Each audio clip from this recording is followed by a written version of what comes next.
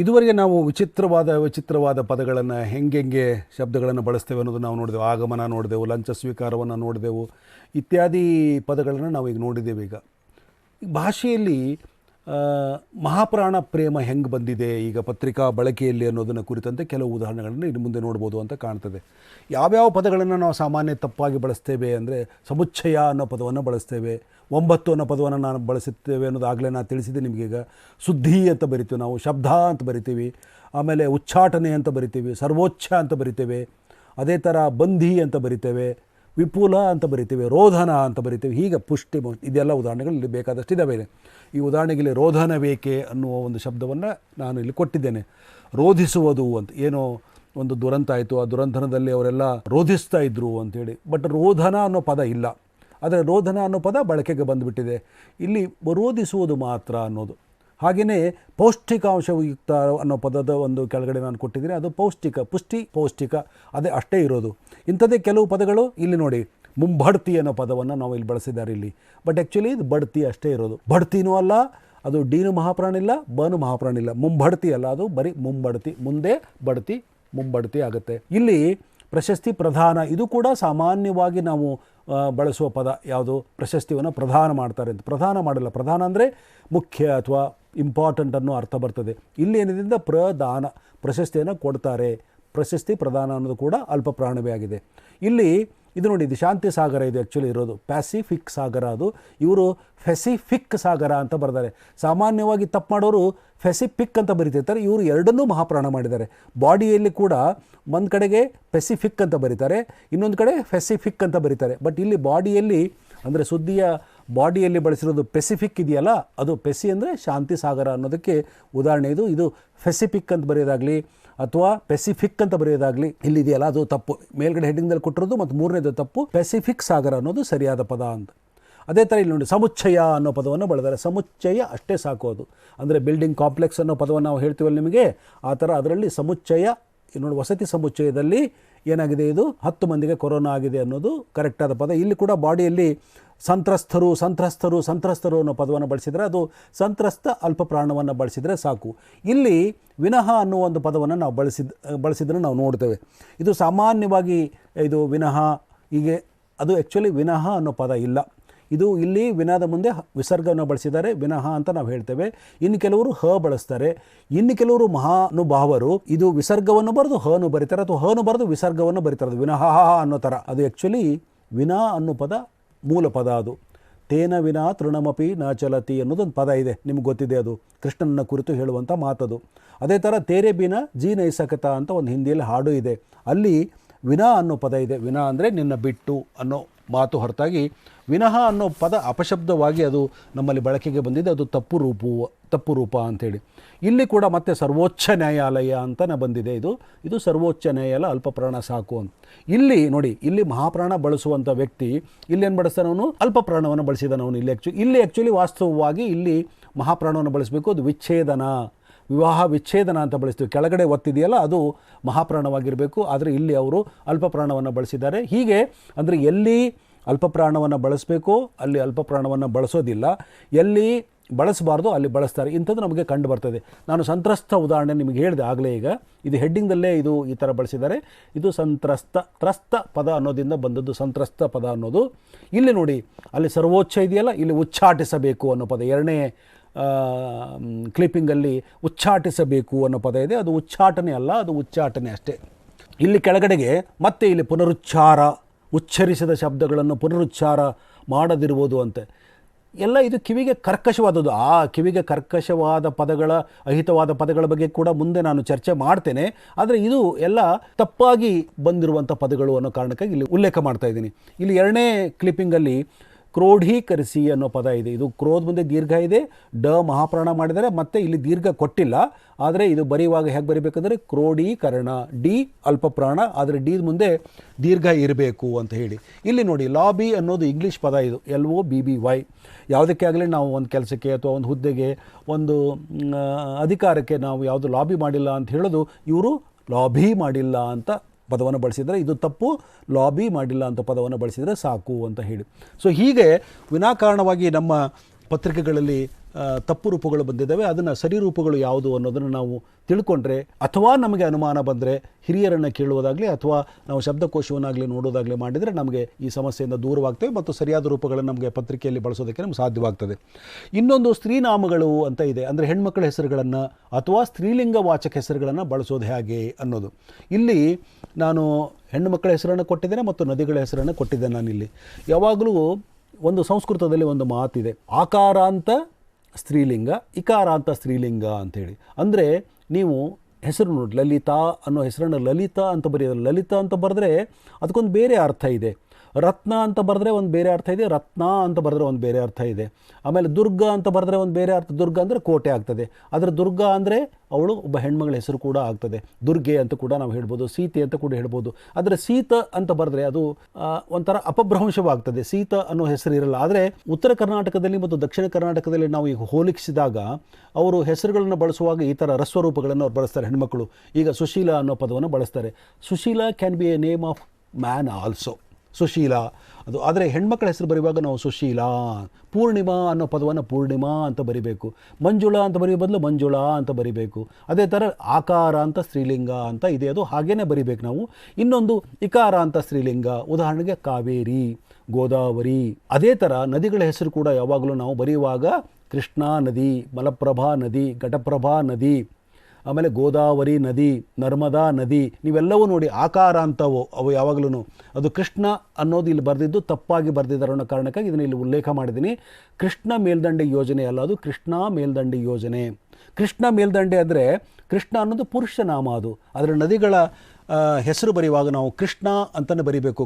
ಬೆಂಗಳೂರಿನಲ್ಲಿ ಅಶೋಕ ಹೋಟೆಲ್ ಪಕ್ಕದಲ್ಲಿ ಮುಖ್ಯಮಂತ್ರಿಗಳ ಮನೆ ಇದೆ, ಅದರ ಹೆಸರು ಕೃಷ್ಣ ಅಂತ ಇಲ್ಲ, ಕೃಷ್ಣ ಅಂತಿದೆ ಅದರ ಹೆಸರು. ಅದರ ಹಿಂಭಾಗದಲ್ಲೇ ಇನ್ನೊಂದು ಒಂದು ನಿವಾಸ ಇದೆ, ಅಲ್ಲಿ ಕಾವೇರಿ ಅಂತ ಹೆಸರಿದೆ.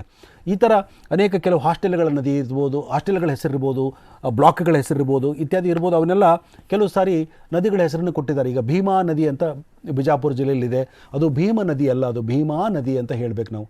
ಎಲ್ಲ ನದಿಗಳ ಹೆಸರು ಸ್ತ್ರೀಲಿಂಗವೇ, ಎಲ್ಲ ನದಿಗಳು ಹೆಣ್ಣು ಮಕ್ಕಳ ಹೆಸರನ್ನೇ ಹೊಂದಿದ್ದಾವೆ. ಅವು ಮಾರ್ಕಂಡೇಯ ನದಿ ಅಂತ ಬೆಳಗಾವದಲ್ಲಿ ಒಂದಿದೆ, ಅದು ಕೂಡ ಒಂದು ಪುಲ್ಲಿಂಗ ನದಿ, ಅದು ಪುರುಷನ ಹೆಸರು ಅಂತ ಹೇಳ್ತಾರೆ.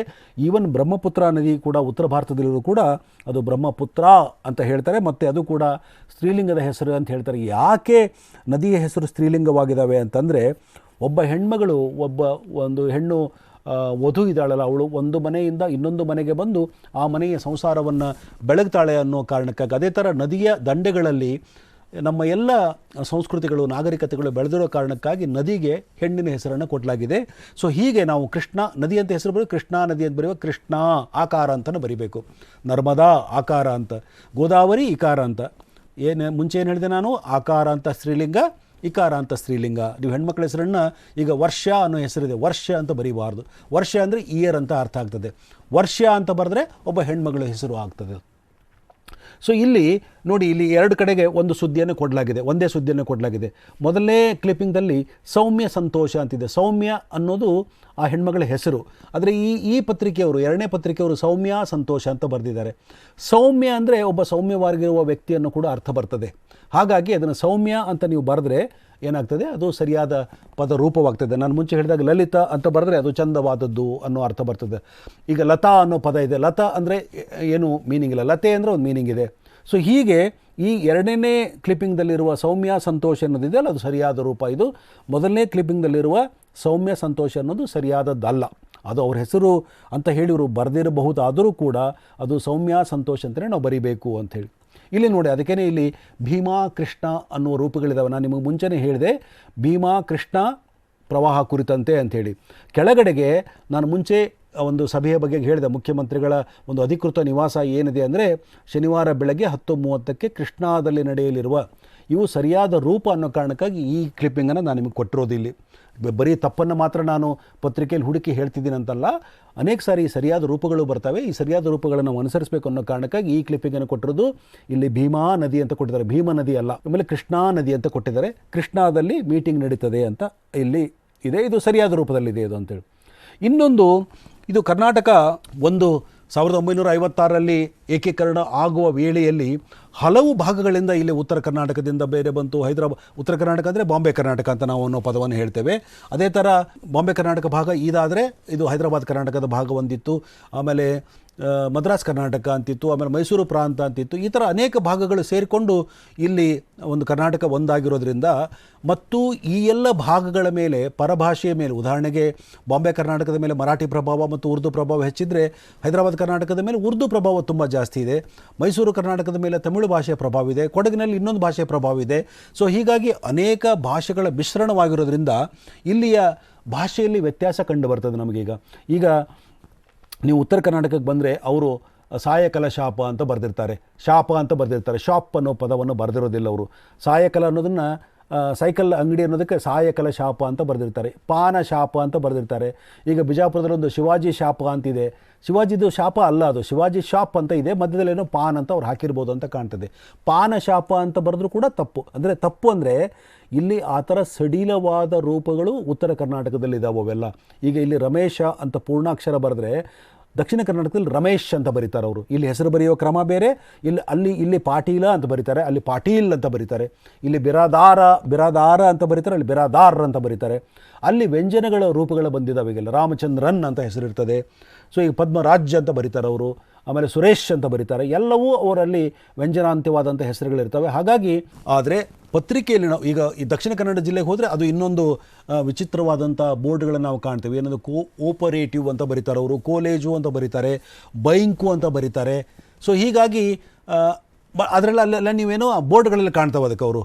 ಆದರೆ ಆಯಾ ಪತ್ರಿಕೆಯಲ್ಲಿ ನೀವು ತೆಗೆದು ನೋಡಿದಾಗ ಏನಾಗ್ತದೆ, ಸರಿಯಾದ ಒಂದು ಸ್ಟ್ಯಾಂಡರ್ಡ್ ಆದಂಥ ಒಂದು ಲ್ಯಾಂಗ್ವೇಜನ್ನು ನಾವು ಬಳಸ್ತಾ ಇರ್ತೀವಿ. ಎಲ್ಲ ಕಡೆಗೂ ಸೈಕಲ್ ಶಾಪ್ ಅಂತ ಬರೆದ್ರೆ ಉತ್ತರ ಕರ್ನಾಟಕದಲ್ಲೂ ಸೈಕಲ್ ಶಾಪ್ ಅಂತಲೇ ಬರೀತಾರೆ, ಆಮೇಲೆ ದಕ್ಷಿಣ ಕರ್ನಾಟಕದಲ್ಲೂ ಸೈಕಲ್ ಶಾಪ್ ಅಂತ ಬರೀತಾರೆ, ಪಾನ್ ಶಾಪ್ ಅಂತ ಬರೀತಾರೆ. ಅದು ಸಹಾಯಕಲ ಶಾಪ ಅಂತ ಬರೆಯಲ್ಲ, ಎಲ್ಲಿ ಯಾವ ಪತ್ರಿಕೆಯಲ್ಲೂ ಬರೆಯಲ್ಲ. ಅದೇ ಥರ ದಕ್ಷಿಣ ಕರ್ನಾಟಕದಲ್ಲಿ ಕೋಆಪರೇಷನ್ ಅನ್ನೋದು ಅಲ್ಲಿಯ ಅಂಗಡಿಗಳ ಮುಂದಿನ ಅಥವಾ ಬ್ಯಾಂಕ್ಗಳ ಮುಂದಿನ ಫಲಕದಲ್ಲಿ ಇದ್ದರೂ ಕೂಡ ಅಲ್ಲಿಯ ಪತ್ರಿಕೆಗಳಲ್ಲಿ ಕೋಆಪರೇಷನ್ ಅನ್ನೋ ಪದ ಇರೋದಿಲ್ಲ, ಕೋಆಪರೇಷನ್ ಅನ್ನೋ ಪದವೇ ಇರ್ತದೆ. ಕಾಲೇಜು ಅನ್ನೋ ಪದ ಇರೋದಿಲ್ಲ, ಬೈಂಕು ಅನ್ನೋ ಪದ ಇರೋದಿಲ್ಲ. ಸೊ ಈ ಥರ ಇದೆಲ್ಲ ಯಾಕೆ ಆಗಿರ್ಬೋದು ಹಾಗೆಂತಂದರೆ ಅಲ್ಲಿಯ ಮಲಯಾಳಿ ಪ್ರಭಾವದಿಂದ ಈ ಥರ ಆಗಿರ್ಬೋದು ಅಂತ ಕಾಣ್ತದೆ. ಕೋಆಪರೇಷನ್ ಅನ್ನೋ ಪದ ಅಲ್ಲಿ ದಕ್ಷಿಣ ಕನ್ನಡ ಜಿಲ್ಲೆಯಲ್ಲಿ ಬಂದಿರೋದು. ಸೊ ಹೀಗಾಗಿ ಒಂದು ಪತ್ರಿಕೆಯನ್ನು ಇಡೀ ಕರ್ನಾಟಕದಲ್ಲಿ, ಈಗ ನಾವು ಉತ್ತರ ಕರ್ನಾಟಕ ಭಾಗದಲ್ಲಿ ಹಣಕ್ಕೆ ರೊಕ್ಕ ಅಂತ ಹೇಳ್ತೀವಿ ನಾವು, ಹಾಗಂತೆ ರೊಕ್ಕ ಅಂತ ಪದವನ್ನು ಬಳಸಬಾರ್ದು ಅಂತಲ್ಲ, ಬಟ್ ಒಂದು ಸ್ಟ್ಯಾಂಡರ್ಡ್ ಆದಂಥ ಭಾಷೆಯನ್ನು ಬಳಸೋ ಮೂಲಕ ಏನು ಮಾಡ್ತೀವಿ ನಾವು, ಒಂದು ಪತ್ರಿಕೆಯಲ್ಲಿ ಎಲ್ಲಿ ಹೋದರೂ ಕೂಡ ಅದು ಜನರಿಗೆ ಸುಲಭವಾಗಿ ಅರ್ಥವಾಗುವ ಹಾಗೆ ಒಂದು ಪದಗಳನ್ನು ಬಳಕೆ ಮಾಡ್ತೇವೆ. ಇಲ್ಲಿ ನೋಡಿ, ಒಂದು ಉದಾಹರಣೆಗೆ ಒಂದು ದಕ್ಷಿಣ ಕರ್ನಾಟಕದ ಪತ್ರಿಕೆ ಒಂದು ಉದಾಹರಣೆಯನ್ನು ಕೊಟ್ಟಿದ್ದೆ ನಾವಿಲ್ಲಿ. ಇಲ್ಲಿ ಲಾರಿ ಡಿಕ್ಕಿ ಅನ್ನೋದು ತಪ್ಪು, ಡಿಕ್ಕಿ ಸಾಕು. ಪಾದಚಾರಿ ಮೃತ್ಯು ಅನ್ನೋ ಪದವನ್ನು ನಾವು ಅವರಿಲ್ಲಿ ಕೊಟ್ಟಿದ್ದಾರೆ. ಇದು ಪಾದಚಾರಿ ಮೃತ್ಯು ಅಲ್ಲ, ಇದು ಪಾದಚಾರಿ ಸಾವು ಅನ್ನೋ ಪದ ಆ್ಯಕ್ಚುಲಿ. ಆದರೆ ದಕ್ಷಿಣ ಕರ್ನಾಟಕದಲ್ಲಿ ಬಹುತೇಕ ಈ ಥರ ಮೃತ್ಯು ಅನ್ನೋ ಪದವನ್ನು ಬಳಸ್ತಾರೆ ಅಂತ ಕಾಣ್ತದೆ. ಅದಕ್ಕಾಗಿ ಅವರು ಏನು ಮಾಡಿದ್ದಾರೆ, ಮೃತ್ಯು ಅನ್ನೋ ಪದವನ್ನು ಬಳಸಿದ್ದಾರೆ. ಮೃತ್ಯು ಅನ್ನೋದು ಆ್ಯಕ್ಚುಲಿ ನಾಮಪದ, ಆದರೆ ಇಲ್ಲಿ ಅದು ಕ್ರಿಯಾಪದದ ಹಾಗೆ ಬಳಕೆಯಾಗಿರೋದ್ರಿಂದ ಆಭಾಸಕಾರಿಯಾಗ್ತದೆ. ಅದರ ಬದಲು ಸಾವು ಅನ್ನೋ ಪದವನ್ನು ನಾವು ಬಳಸಬೇಕು ಅಂತ ನಾನು ಸಲಹೆ ಮಾಡ್ತೇನೆ. ಬಟ್ ಆದರೆ ಆ ಪ್ರದೇಶದಲ್ಲಿ ಇದು ಈ ವಿಶೇಷ ಇದ್ದ ಹಾಗೆ ಕಾಣ್ತದೆ. ಇದು ಮಾತ್ರ ಒಂದು ಪ್ರದೇಶದ ಭಿನ್ನತೆಯ ಪ್ರತಿರೂಪವಾಗಿ ನನಗೆ ಈ ಪದ ಸಿಕ್ತು. ಅದಕ್ಕಾಗಿ ನಾನು ಇಲ್ಲಿ ಅದನ್ನು ಉಲ್ಲೇಖ ಮಾಡಿದ್ದೇನೆ. ಆದರೆ ನೀವು ಬೆಂಗಳೂರು ಪತ್ರಿಕೆಯಲ್ಲಿ ಅಥವಾ ಹುಬ್ಬಳ್ಳಿ ಪತ್ರಿಕೆಯಲ್ಲಿ ಅಥವಾ ಕಲಬುರಗಿ ಪತ್ರಿಕೆಯಲ್ಲಿ ಇದು ಪಾದಚಾರಿ ಸಾವು ಅನ್ನೋದೇ ನಮಗೆ ಕಾಣ್ತದೆ ಹೊರತಾಗಿ ಪಾದಚಾರಿ ಮೃತ್ಯು ಅನ್ನೋ ಪದ ನಮಗೆ ಕಾಣಿಸಲ್ಲ. ಇನ್ನು ಈಗ ಸ್ತ್ರೀನಾಮದ ಕುರಿತಂತೆ ನಾವು ಮಾತಾಡಿದ್ದೇವೆ. ಹೆಸರಿನಲ್ಲಿ ಏನಿದೆ ಅನ್ನೋದನ್ನು ನಾವು ನೋಡಬೇಕು. ಹೆಸರು ಅನ್ನೋದು ಯಾಕೆ ಭಾಳ ಮುಖ್ಯ ಮತ್ತು ಒಬ್ಬ ಮನುಷ್ಯನ ಹುದ್ದೆ ಭಾಳ ಯಾಕೆ ಮುಖ್ಯ ಅಂದರೆ, ಹೆಸರು ಅನ್ನೋದು ನಮ್ಮ ತಂದೆ ತಾಯಿ ಇಟ್ಟ ಹೆಸರು, ಅದು ನಮ್ಮ ಕುಟುಂಬದ ಹೆಸರಾಗಿರ್ತದೆ. ಹಾಗಾಗಿ ಆ ಹೆಸರನ್ನು ನಾವು ತಪ್ಪಾಗಿ ಬರೆಯೋದಕ್ಕೆ ನಮಗೆ ಯಾವುದೇ ಒಂದು ಅಧಿಕಾರ ಇರೋದಿಲ್ಲ.